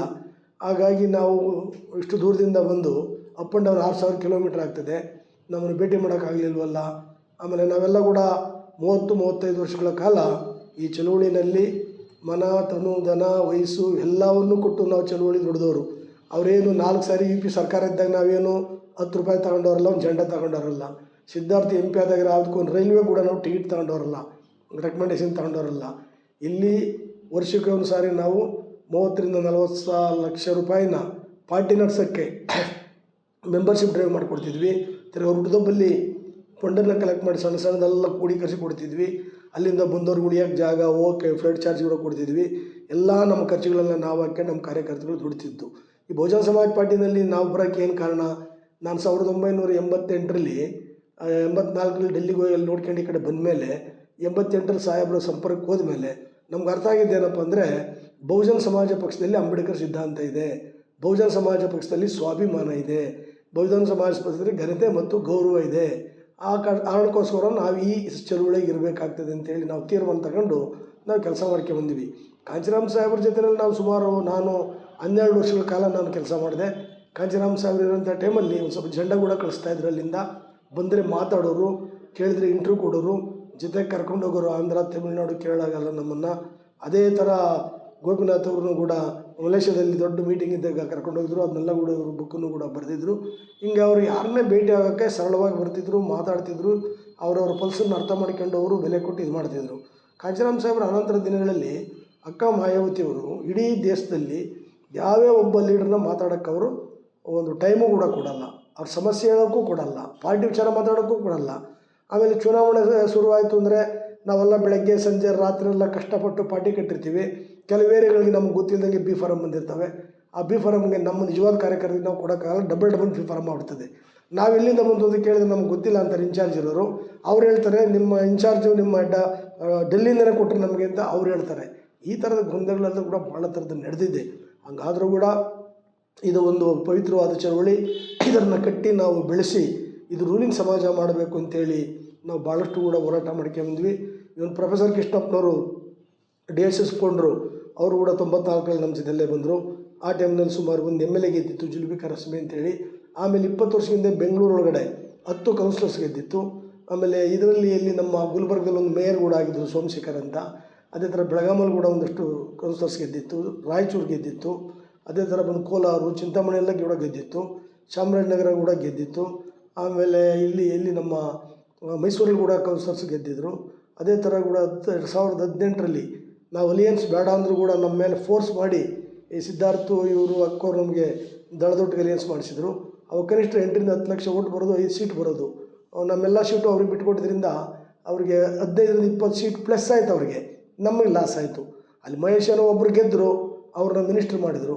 ಸರಿ, ಅವ್ರು ಮಿನಿಸ್ಟ್ರ್ ಮಾಡಿದಾಗ ಕೂಡ ಅವ್ರನ್ನೇನು ಪೂರ್ತಿ ಅವಧಿನ ಇರೋಕ್ಕೇನು ಬಿಟ್ಟಿಲ್ಲ. ಅದೇ ಬೇರೆ ಬೇರೆ ಕಾರಣಗಳಿಂದ ಅವರು ಮತ್ತೆ ಹೊರಗಡೆ ಹೋದರು. ಆ ರೀತಿಯಾಗಿ ಇವತ್ತು ಈ ಚಳವಳಿನಲ್ಲಿ ಸ್ವಾಭಿಮಾನ ಇದೆ. ಇಲ್ಲಿ ಒಂದು ಅಂಬೇಡ್ಕರ್ ಸಿದ್ಧಾಂತವಿದೆ. ಇದು ಕಾಂಚೀರಾಮ್ ಅವರು ಕಟ್ಟಿರ್ತಕ್ಕಂಥ ಪಾರ್ಟಿ. ಯಾಕಂದರೆ ಕಾಂಚೀರಾಮ್ ಸಾಹೇಬರು 20 ವರ್ಷಗಳ ಕಾಲ ಸೈಕಲನ್ನು ತುಳಿದು ಪಕ್ಷ ಕಟ್ಟಿದಂಥವ್ರು, ಒಂದು ನೋಟು ಒಂದು ಓಟು ಅಂತೇಳಿ. ಅದೇ ಥರ ಅವರು ಕಾಂಚೀರಾಮ್ ಸಾಹೇಬರು ಯಾವತ್ತೇ ನನ್ನ ಜೀವನದಲ್ಲಿ ನನ್ನ ಸಂಬಂಧಿಕರನ್ನ ಪಾರ್ಟಿ ಒಳಗಡೆ ಸೇರಿಸಲ್ಲ, ಪದಾಧಿಕಾರಿಗಳನ್ನ ಮಾಡಲ್ಲ, ಯಾವುದೂ ಅಧಿಕಾರ ಕೂಡ ನಾನು ಕೊಡಲ್ಲ ಅಂತ ಹೇಳಿದರು. ಅದೇ ಥರ ಅವ್ರು ಬದುಕಿರೋರು ಕೂಡ ನಡ್ಕೊಂಡ್ರು. ಅಕ್ಕ ಮಾಯಾವತಿ ಅವ್ರನ್ನ ಸುಮಾರು 4 ಸಾರಿ ಲೋಕಸಭಾ ಮೆಂಬರ್ ಮಾಡಿದ್ರು, 3 ಸಲ ರಾಜ್ಯಸಭಾ ಮೆಂಬರ್ ಮಾಡಿದರು. ಅವರು ಬದುಕಿದ ಕಾಲದಲ್ಲಿ 3 ಸಲ ಚೀಫ್ ಮಿನಿಸ್ಟರ್ ಆಗಿದ್ದರು. ಆನಂತರದಿಂದಲೇ 1 ಸಾರಿ ಅಕ್ಕ ಮಾಯಾವತಿ ಅವ್ರ ಮೆಜಾರಿಟಿ ಬಂದು ಅವರೇ ಚೀಫ್ ಮಿನಿಸ್ಟರ್ಗಳಾದರು. ಇದಕ್ಕೆಲ್ಲ ತಿಳ್ಕೊಂಡು ನಾವು ಇದು ಭಾಳ ಪವಿತ್ರವಾದ ಚಳವಳಿ ಅಂತ ತಿಳ್ಕೊಂಡು ನಾವೆಲ್ಲ ರೀತಿಯ ನಮ್ಮ ಸಮಯವನ್ನು, ನಮ್ಮ ವಯಸ್ಸನ್ನು, ನಮ್ಮ ದುಡಿಮೆಯನ್ನು ಪೂರ್ತಿ ಇದರಲ್ಲಿ ಇಟ್ಬಿಟ್ಟು ಯಾರ್ಯಾರನ್ನ ನಾವು ಎದುರಾಕೆ ಮಾಡೋದು ಅಂಥವ್ರನ್ನೆಲ್ಲ ಕೂಡ ಎದುರಾಕೊಂಡು ಇದನ್ನು ಕಟ್ಟಿಕೊಂಡೇ ನಾವು ಬಂದಿದ್ದೀವಿ. ಆದರೆ ಈಗ ನಮಗೆ ಅನ್ನಿಸ್ತದೆ, ಇತ್ತೀಚಿನ ದಿನಗಳಲ್ಲಿ, ನಾನು ಪೂರ್ತಿ ಅವಧಿ ಅಂತ ನಾನು ಹೇಳಲ್ಲ, ಇತ್ತೀಚಿನ ದಿನಗಳಲ್ಲಿ ಅಂದರೆ ಒಂದು 7-8 ವರ್ಷಗಳಿಂದ ಈಚೆಗಡಿಕೆ ಅಲ್ಲಿ ಏನು ಅಂಬೇಡ್ಕರ್ ಸಿದ್ಧಾಂತವನ್ನು, ಕಾಂಚೀರಾಮ್ ಸಿದ್ಧಾಂತವನ್ನು ಇವರು ಮರ್ತಿದ್ದಾರೆ. ಇವ್ರದ್ದೇ ಆದಂಥ ಸಣ್ಣ ಕೋಟೆ ಕಟ್ಕೊಂಡಿದ್ದಾರೆ. ಅಲ್ಲಿ ಅದನ್ನೊಂದು ಪ್ರೈವೇಟ್ ಲಿಮಿಟ್ ತಡ ಮಾಡ್ಕೊಂಡಿದ್ದಾರೆ. ಅದೇನು ಪ್ರಜಾಪ್ರಭುತ್ವಕ್ಕೂ ಕಾಂಚೀರಾಮ್ ಸಿದ್ಧಾಂತಕ್ಕೂ, ಕಾಂಚೀರಾಮ್ ಅವ್ರ ಅಂಬೇಡ್ಕರ್ ಸಿದ್ಧಾಂತಕ್ಕೂ ಒಂದಕ್ಕೊಂದು ಹೋಲಿಕೆ ಆಗ್ತಾಯಿಲ್ಲ. ಯಾಕೆಂದರೆ ನೋಡಿ, ಈಗ ಇವತ್ತು ಅಕ್ಕ ಮಾಯಾವತಿ ಅವರು ಈಗ 6ನೇ ಸಾರಿನೋ ನ್ಯಾಷನಲ್ ಪ್ರೆಸಿಡೆಂಟ್ ಇದ್ದಾರೆ. ಅವ್ರ ತಮ್ಮ ವೈಸ್ ಪ್ರೆಸಿಡೆಂಟ್ ಇದ್ದಾರೆ. ಅವ್ರ ತಮ್ಮನ ಮಗ ಬಂದು ನ್ಯಾಷನಲ್ ಕೋಆರ್ಡಿನೇಟರ್ ಇದ್ದಾರೆ. ಆ ಬೀಗರು ಬಂದು ಇವಾಗ ಸಿದ್ಧಾರ್ಥ ಅವರು ಬಂದು ಸೌತ್ ಇಂಡಿಯಾ ಇನ್ಚಾರ್ಜ್ ಇದ್ದಾರೆ, ಎಕ್ಸ್ MLC ಮತ್ತು ರಾಜ್ಯಸಭಾ ಮೆಂಬರ್ ಆಗಿದ್ದರು. ಆಮೇಲೆ ಈ ಥರ ಯಾರೇ ಹೋದರೂ ಕೂಡ ಗೌರವ ಘನತೆ ಕೂಡ ಏನೂ ಇಲ್ಲ. ಇದೇ ಥರ ಶಂಕರ್ ಅಂತ ಒಂದು 4-5 ವರ್ಷದ ಹಿಂದೆಗಡೆ ಕಾಂಚೀರಾಮ್ ಸಾಹೇಬ್ರ ಒಟ್ಟಿಗೆ ನಮ್ಮೊಟ್ಟಿಗೆ ಕೆಲಸ ಮಾಡಿದ್ದರು. ಅವರು OBC ಸಮಾಜದವರು, ತಮಿಳುನಾಡು, ಆಂಧ್ರದವರು. ಅವಾಗ ಇನ್ಚಾರ್ಜ್ ಇದ್ದಂಥ ಒಬ್ಬ ಯಾರೋ ಅಯೋಗ್ಯನ ನೆಮ್ಕೊಂಡು ಅಕ್ಕನ ನೋಡ್ಬೇಕಂತ ಹೋಗ್ಬಿಟ್ಟವ್ರೆ, ಉಪಾಸಕಂತ. ಅದು ತಕ್ಷಣ ಸಿಕ್ಕಿಲ್ಲ. ಸರಿ, ನಾವೆಂಗೋ ಅಕ್ಕವ್ರು ನೋಡ್ಬೋದಲ್ಲ, ನಮ್ಮ ಪಾರ್ಟಿಲಿ ಯಾಕೆ ನೋಡ್ಬಾರ್ದು ಅಂತ ಅವತ್ತು ಬೈ ಫೋರ್ಸಾಗಿ ಹೋಗಿದ್ದಾನೆ. ಅವ್ರು ಕುತ್ತಿಗೆ ತಳ್ಳಿದ್ದಾರೆ ಯಾರು ಸೆಕ್ಯೂರಿಟಿಗಳು. ಅದಕ್ಕೆ ಆಮೇಲೆ ಹೇಳಿ ನಮ್ಮ ನಾಯಕರು ನೋಡೋಕೆ ನೀವು ಯಾಕೆ ಬಿಡಲ್ಲ ಅಂತೇಳಿ ಅವ್ರ ಥರ ಗಲಾಟೆ ಮಾಡ್ತಾವಂತ ಅಕ್ಕವ್ರಿಗೆ ಫೋನ್ ಮಾಡಿ ಹೇಳವ್ರೆ. ಅವ್ರೇನು ಮಾಡೋರು, ಒದ್ದು ಹೊರಗಡೆ ಹಾಕ್ಯಂದವ್ರೆ. ಅವ್ರು ಒದ್ದು ಹೊರಗಡೆ ಹಾಕಕ್ಕೆ ತಳ್ಳಿಯವ್ರೆ. ಅವ್ರು ಆಟ ಆಡೋಕೆ ಅಲ್ಲೇ ತಿರ್ಕೊಂಬಿಟ್ಟವ್ರು. ಭಾಳ ಒಳ್ಳೆ ಲೀಡ್ರು. ಇವೆಲ್ಲ ಕೂಡ ನೋಡಿದಾಗ ನಮ್ಗೆ ಅನ್ನಿಸ್ತದೆ, ಬಹುಜನ ಸಮಾಜ ಪಾರ್ಟಿನಲ್ಲಿ ಇತ್ತೀಚಿನ ದಿನಗಳಲ್ಲಿ ಅದು ಬಹುಜನ ಸಿದ್ಧಾಂತ, ಅದು ಕಾಂಚೀರಾಮ್ ಅಂಬೇಡ್ಕರ್ ಸಿದ್ಧಾಂತ ಅದು ಉಳಿದಿಲ್ಲ. ಅಲ್ಲಿ ಸ್ವಾಭಿಮಾನ ಕೂಡ ಇರ್ತಕ್ಕಂಥ ಜನ ಬದುಕೋಕ್ಕಾಗಲ್ಲ. ಆ ಕಾರಣದಿಂದನೇ ಅದು ಸುಮಾರು ಜನ ಇವತ್ತು OBC ಸಮಾಜದವರೆಲ್ಲ ಉತ್ತರ ಪ್ರದೇಶದಲ್ಲಿ ಪಾರ್ಟಿ ಬಿಟ್ಟು ಹೊರಟೋಗ್ಯವ್ರೆ. ಭಾಳಷ್ಟು ಜನ SC/STಗಳು ಕೂಡ ಅಲ್ಲಿ ಬಿಟ್ಟು ಹೊರಟೋಗಿದ್ದಾರೆ.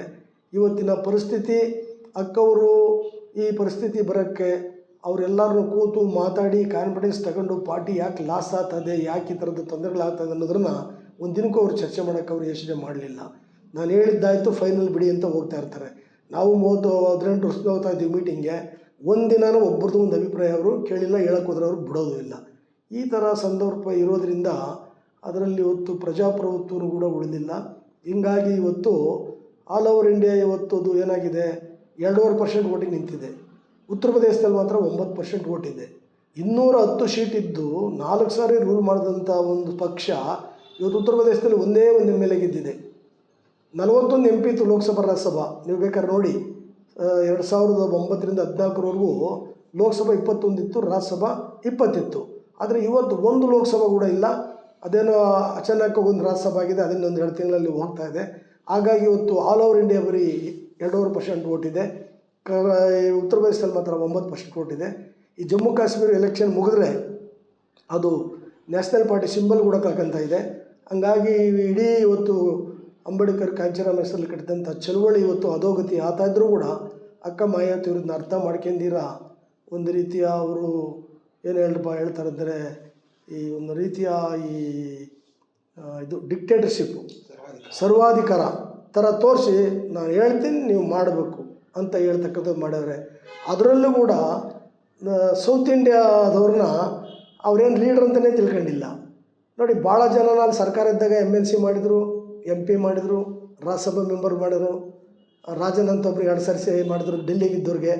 ಅದ್ರಾಗ ಈ ಸೌತ್ ಇಂಡಿಯಾ ಕರ್ನಾಟಕದಲ್ಲಿ ನಮ್ಮಲ್ಲಿ ಒಬ್ಬರಿಗೆ ಕನಿಷ್ಠ ನ್ಯಾಷನಲ್ ಎಕ್ಸಿಕ್ಯೂಟಿವ್ ಕಮಿಟಿ ಮೆಂಟಲ್ಲಿ ಒಂದು ಮೆಂಬರ್ ಕೊಟ್ಟಿಲ್ಲ, ಒಂದು ಸೆಕ್ರೆಟರಿ ಕೊಟ್ಟಿಲ್ಲ, ಒಂದು ನ್ಯಾಷನಲ್ ಜನರಲ್ ಸೆಕ್ರೆಟರಿ ಕೊಟ್ಟಿಲ್ಲ, ಅಥವಾ ಯಾರಿಗಾನ ಒಬ್ರಿಗೊಂದು MLA MP ಮಾಡಬೇಕು, ಇವರು ಕೂಡ ನಮ್ಮ ಸಮುದಾಯಕ್ಕೆ ಸೇರಿದಂಥವ್ರು ಅಂತೇಳಿ ಅವ್ರ ಮನಸ್ಸಲ್ಲಿ ಯಾವತ್ತೂ ಬಂದಿಲ್ಲ. ಅಂದರೆ ಅವ್ರಿಗೆ ನಮಗೇನಪ್ಪ ಅಂತ ಹೇಳಿದರೆ, ನಮ್ಮನ್ನು ವರ್ಷಕ್ಕೊಂದು ಸಾರಿ ಮೆಂಬರ್ಶಿಪ್ ಡ್ರೈವ್ ಮಾಡಿ ಒಂದು 40-50 ಲಕ್ಷ ಕೊಡಬೇಕು, ಆಮೇಲೆ ಅವ್ರು ಹುಟ್ಟಿದಬ್ಬಕ್ಕೆ ಒಂದು 40-50 ಲಕ್ಷ ಕೊಡಬೇಕು, ಆಮೇಲೆ ಒಂದು ಪಕ್ಷವನ್ನು ನಡೆಸ್ಕೊಂಡು ಹೋಗ್ಬೇಕು ಅಷ್ಟೇ ನಾವು ಕೂತ್ಕೊಂಡು. ಆಮೇಲೆ ಅವರು ಬಂದಾಗ ಇನ್ಚಾರ್ಜ್ ಅಂತ ಬಂದಾಗ ಅವ್ರಿಗೆ ಬೇಕಾದ ರೀತಿಯಲ್ಲಿ ಏನು ತೊಂದರೆ ಆಗದೆ ನೋಡ್ಕೊಂಡು ಗಾಡಿ ಕೊಟ್ಟು ಸುತ್ತಾಡಿಸಿ ನಾವು ಅವ್ರನ್ನೆಲ್ಲ ಸೌಕರ್ಯ ಮಾಡಿ ಕೊಡಿಸ್ಬೇಕು.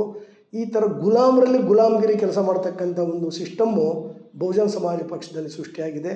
ಈ ಎಲ್ಲವನ್ನು ಅರ್ಥಂತ ನಾವು ಇವತ್ತು ಇಲ್ಲಿ ಸ್ವಾಭಿಮಾನ ಇರ್ತಕ್ಕಂಥ ಜನ ಇರಬಾರ್ದು. ಈ ಪಕ್ಷದಲ್ಲಿ ಸ್ವಾಭಿಮಾನ ಇಲ್ಲ, ಅಂಬೇಡ್ಕರ್ ಸಿದ್ಧಾಂತ ಇಲ್ಲ, ಕಾಂಚೀರಾಮ್ ಸಿದ್ಧಾಂತ ಇಲ್ಲ. ಇದು ಒಂದು ಸಣ್ಣ ಪ್ರೈವೇಟ್ ಲಿಮಿಟೆಡನ್ನು ಮಾಡಿಕೊಂಡು ಲಿಮಿಟೆಡ್ ರನ್ ಮಾಡ್ತಾಯಿದ್ದಾರೆ. ಇದಕ್ಕಿನ್ನು ಯಾವುದೇ ರೀತಿ ಭವಿಷ್ಯನೂ ಇಲ್ಲ. ನಮ್ಮಂಥ ಮರ್ಯಾದೆಯಸ್ತರು ಇರಲೂಬಾರ್ದು ಅಂತೇಳಿ ನಾವು ಭಾಳ ನೋವಿನಿಂದ ದುಃಖದಿಂದ ನಾವು ಈ ಪಕ್ಷಕ್ಕೆ ನಾವು ರಿಸಿಗ್ನೇಷನನ್ನು ಕೊಟ್ಟಿದ್ದೀವಿ. ಆ ರಿಸಿಗ್ನೇಷನ್ ಕೊಟ್ಟಾದಮೇಲೆ ರಿಸಿಗ್ನೇಷನ್ ಕೊಡಲೇಬೇಕು, ನಮಗೆ ಮಾನ ಮರ್ಯಾದೆ ಹೋಯಿತು ಅಂತ ಹೇಳಿದವರು ಕೃಷ್ಣಮೂರ್ತಿನನ್ನು ಮತ್ತು ಗಂಗಾಧರು. ಆಮೇಲೆ ಅವ್ರು ಸಂಜೆ ಬಂದು ಹೇಳಿದವರು ಬಂದು ಆರ್ ಮಹೇಶು. ಕೃಷ್ಣಮೂರ್ತಿ ಗಂಗಾಧರ್ ಸರ್, ನಮಗಾದ ಅವಮಾನ ಇನ್ಯಾರಿಗೂ ಆಗಬಾರ್ದು, ಅಪ್ಪಿತಪ್ಪಿ ನನ್ನ ಮಾದಿಗ ಸಂಘಟನೆಗಳು ನಮ್ಮ ಜೊತೆಗೆ ಬಂದು ಇದನ್ನು ಕಣ್ಣಿಂದ ನೋಡಿದರೆ ನಮ್ಮ ಪರಿಸ್ಥಿತಿ ಎಲ್ಲಿ ಬರ್ತಿತ್ತು, ಇಂಥ ಅವಮಾನ ಆಗಿದೆ, ನಾವು ಯಾವುದೇ ಕಾರಣದ ಪಕ್ಷದಲ್ಲಿ ಇರಬಾರ್ದು, ರಾಜೀನಾಮೆ ಕೊಡಬೇಕು, ಮೊದಲು ತೀರ್ಮಾನ ತಗೊಳ್ಳಿ ಅಂತೆಲ್ಲ ಹೇಳಿ ನಮ್ಗೆ ರಾತ್ರಿಯಲ್ಲಿ ನಿದ್ದೆ ಮಾಡೋಕ್ಕೆ ಬಿಡ್ತೀರಾ. ತಿರ್ಗಾ ಅಲ್ಲಿಂದ ಡೆಲ್ಲಿಯಿಂದ ಇಲ್ಲಿಗೆ ಬಂದು 28ನೇ ತಾರೀಕು ಇಲ್ಲಿ ಡಾಲರ್ಸ್ ಕಾಲೋನಿ 28 ಅಲ್ಲಿ ಕೂಡ ಇಲ್ಲಿ ಊಟ ಮಾಡ್ಕೊಂಡು ಹೇಳ್ಬಿಟ್ಟು ಜಲ್ದಿ ರೆಡಿ ಮಾಡಿ ನಾವು ರಾಜೀನಾಮೆ ಕೊಟ್ಟು ಹೊರಗಡೆ ಹೋಗೋಣ, ನಮಗೆ ಮರ್ಯಾದೆ ಹೋಗಿದೆ, ಮಾನ ಹೋಗಿದೆ ಅಂತಕ್ಕಂಥದ್ದೆಲ್ಲ ಕೂಡ ಅವ್ರು ಹೇಳ್ಬಿಟ್ಟು ಹೋದರು. ಆಯ್ತಪ್ಪ, ನಿಮಗೆಲ್ಲ ಆಗಿದ್ದು ನಮಗಾದಂಗೆ ಅಂತ ನಾವೆಲ್ಲ ತೀರ್ಮಾನ ತಗೊಂಡು ಅದಕ್ಕೆ ಒಂದು ಡೇಟ್ ಫಿಕ್ಸ್ ಮಾಡಿದ್ವಿ, ನಾಳೆ ಬನ್ನಿ ಅಂತ. ಅವ್ರು ಹೇಳಿದ್ರು ನಾಳೆ ಬೇಡ, 2 ದಿನ ಪ್ರೋಗ್ರಾಮ್ ಯಾವುದಾದ್ರು ಮುಗಿಸ್ಕೊಂಡು 31ನೇ ತಾರೀಕು ಬರ್ತೀವಿ ಅಂತ. ಆಯಿತು, 31ಕ್ಕೆ ಬನ್ನಿ ಅಂತ ಫಿಕ್ಸ್ ಮಾಡಿದ್ವಿ. ಆಮೇಲೆ 31ಕ್ಕೆ ನಮ್ಮ ಡೇಟ್ ಕೊಟ್ಟಿದ್ವಿ, ಯಾಕೆಂದ್ರೆ ನಮ್ಮ ಲೀಡರ್ಗಳು ಕಾರ್ಯಕರ್ತರಿಗೆ ಹೇಳಬೇಕಾಗಿತ್ತು. ಕೃಷ್ಣಮೂರ್ತಿ ಅವ್ರು ನೀವು ರೆಡಿ ಮಾಡಿ ಇಟ್ಕೊಬಿಡಿ ಸರ್, ಎಲ್ಲ ನಾವು ಬರ್ತೀವಿ ಅಂತ ಹೇಳಿದರು. ನಾವೆಲ್ಲರ ಹೆಸರು ಟೈಪ್ ಮಾಡಿ ನಂದು, ಗೋಪಿನಾಥ್, ಕೃಷ್ಣಮೂರ್ತಿದು, ಆರ್ಯಮ್ದು, ಗುರುಮೂರ್ತಿದು, ಗಂಗಾಧೆಲ್ಲ ಟೈಪ್ ಮಾಡಿ ಇಟ್ಕೊಂಡ್ವಿ. ಬೆಳಗ್ಗೆ ಫೋನ್ ಮಾಡಿದ್ವಿ, ಸರ್ ಅಂದಿವೆ ಅಂದರು. ಆಮೇಲೆ ಎಲ್ಲಿರಬೇಕು ಬರ್ತಾರೆ 10 ನಿಮಿಷ 15 ನಿಮಿಷ ಅಂತ ನಾವು ನೋಡಿದ್ವಿ. ಪ್ರೆಸ್ ಕ್ಲಬ್ಗೆ ಬಂದುಬಿಡಿ ಅಂತ ಹೇಳಿದ್ವಿ, ಬರಲೇ ಇಲ್ಲ. 11:30 ಆಗ್ಬಿಡ್ತು. ಆ ವೈಟ್ರಲ್ಲಿ ಹೊಡೆದಾಕಿ ಅವ್ರ ಹೆಸರಲ್ಲೆಲ್ಲ ಅದು ನಾನು, ಗೋಪಿನಾಥ್ ಅವರು, ಹಾರ್ಮೋನಿಯಪ್ಪ, ನಮ್ಮ ಜನರಲ್ ಸೆಕ್ರೆಟರಿ ಆದಂಥ ವಾಸು, ನಮ್ಮ ಜನರಲ್ ಸೆಕ್ರೆಟರಿ ಆದಂಥ ಗುರುಮೂರ್ತಿ ಎಲ್ಲ ಸೇರಿ ನಾವು ರಾಜೀನಾಮೆಯನ್ನು ಕೊಟ್ವಿ. ರಾಜೀನಾಮೆ ಕೊಟ್ಟು ನಾವು ಅಲ್ಲಿ ಹೋದವಾಗ ಕೃಷ್ಣಮೂರ್ತಿ ಇವರು ಬರಲೇ ಇಲ್ಲ. ಅವರೇನು ಮಾಡಿದ್ದಾರೆ ಅಂತ ಹೇಳಿದರೆ, ಈ ಎಲ್ಲ ಘಟನೆಗಳನ್ನು ಫೋನ್ ಮಾಡಿ ಅಶೋಕ್ ಸಿದ್ಧಾರ್ಥ ಅವ್ರಿಗೆ ಹೇಳಿದ್ದಾರೆ. ಅಶೋಕ್ ಸಿದ್ಧಾರ್ಥ ಅವ್ರು ನಮಗೆ ಫೋನ್ ಮಾಡಿದರು. ಅದು ಹಾರ್ಮೋನಿಯಪ್ಪರು ಹೇಳಿದರು, ನಾನು ಫೋನ್ ತಗೊಳ್ಳಿಲ್ಲ. ಯಾಕಂದ್ರೆ ನಾವು ತೀರ್ಮಾನ ಮಾಡಿದ್ವಿ, ಇಲ್ಲಿ ಇರಬಾರ್ದು, ಇಲ್ಲಿ ಮರ್ಯಾದೆ ಜಾಗದಲ್ಲಿ ನಾವು ಬದುಕಬಾರ್ದು, ಇರಬಾರ್ದು ನಾವು ತೀರ್ಮಾನ ಮಾಡಿದ್ವಿ. ಅದಾದಮೇಲೆ ಏನು ಮಾಡಿದ್ದಾರೆ, ಅಶೋಕ್ ಸಿದ್ಧಾರ್ಥ ಅವತ್ತು ಈ ಚೆನ್ನೈನಿಂದ ಏರ್ಪೋರ್ಟಿಗೆ ಬಂದು ಅವರೆಲ್ಲ ಹೋಟ್ಲಾಗಿ ಕೂತ್ಕೊಂಡವ್ರೆ. ಅಲ್ಲಿ ಇವರೆಲ್ಲ ಹೋಗಿ ಡಿಸ್ಕಷನನ್ನು ಮಾಡಿದ್ದಾರೆ. ಅವಾಗ ಅವರು ಹೇಳಿದ್ದಾರೆ, ಆಯಿತು ಹಿಂಗಾಯ್ತು ಹಂಗಾಯ್ತು ಏನೇನೋ ಆಯಿತು ಅಂತ ಹೇಳಿದ್ದಾರೆ. ಆಮೇಲೆ ಆಯಿತು, ನೀವೇ ಚಳವಳಿ ನಡ್ಸ್ಕೊಂಡು ಹೋಗ್ರಿ, ಇನ್ನೇನು ಮಾಡೋದು ಅಂತೇಳಿ ಕೃಷ್ಣಮೂರ್ತಿ ಅವರಿಗೆ ಅಧ್ಯಕ್ಷತೆ ಮಾಡಿದ್ದಾರೆ. ಅವನು ಆರ್ ಮಹೇಶ್ ಅಂತ ಕೋರ್ಡಿನೇಟರ್ ಮಾಡಿದ್ದಾರೆ. ಇವರು ನಮ್ಮ ಗಂಗಾಧರ್ ಅಂತ ಅವರು ಕೋರ್ಡಿನೇಟ್ ಮಾಡಿದ್ದಾರೆ. ಇನ್ನೊಬ್ಬರು ನಮ್ಮಲ್ಲೇ ಇದ್ದ ಹುಡುಗ ಅವನು ಅಶೋಕ್ ಅಂತ, ಅವನಿಗೇನೊಂದು ಕೋರ್ಡಿನೇಟರ್ ಅಂತ ಮಾಡಿದ್ದಾರಂತೆ. ಈ ಕೃಷ್ಣಮೂರ್ತಿ ಗಂಗಾಧರ್ ನಮ್ಗೆ ಹೇಳಿದರು, ಸರ್ ನಮಗೆ ಭಾಳ ಮರ್ಯಾದೆ ಹೋಗಿದೆ, ಅನ್ಯಾಯ ಆಗಿದೆ, ನಾವು ಬದುಕಲೇಬಾರ್ದು, ಅಷ್ಟು ಅವಮಾನ ಆಗಿದೆ, ರೆಡ್ಡಿಗೌಡರು ಬಂತಾವ ಈ ನಾಯಿ ಬಿಟ್ಟು ಓಡಿಸ್ತಾರಲ್ಲ ಆ ರೀತಿ ಮಾಡಿಬಿಟ್ರೆ ಸರ್ ನಮಗೆ ಅಂತೇಳಿ ಹೇಳಿದರು. ಅದಕ್ಕೆ ನಮಗೆ ಭಾಳ ನೋವಾಯಿತು.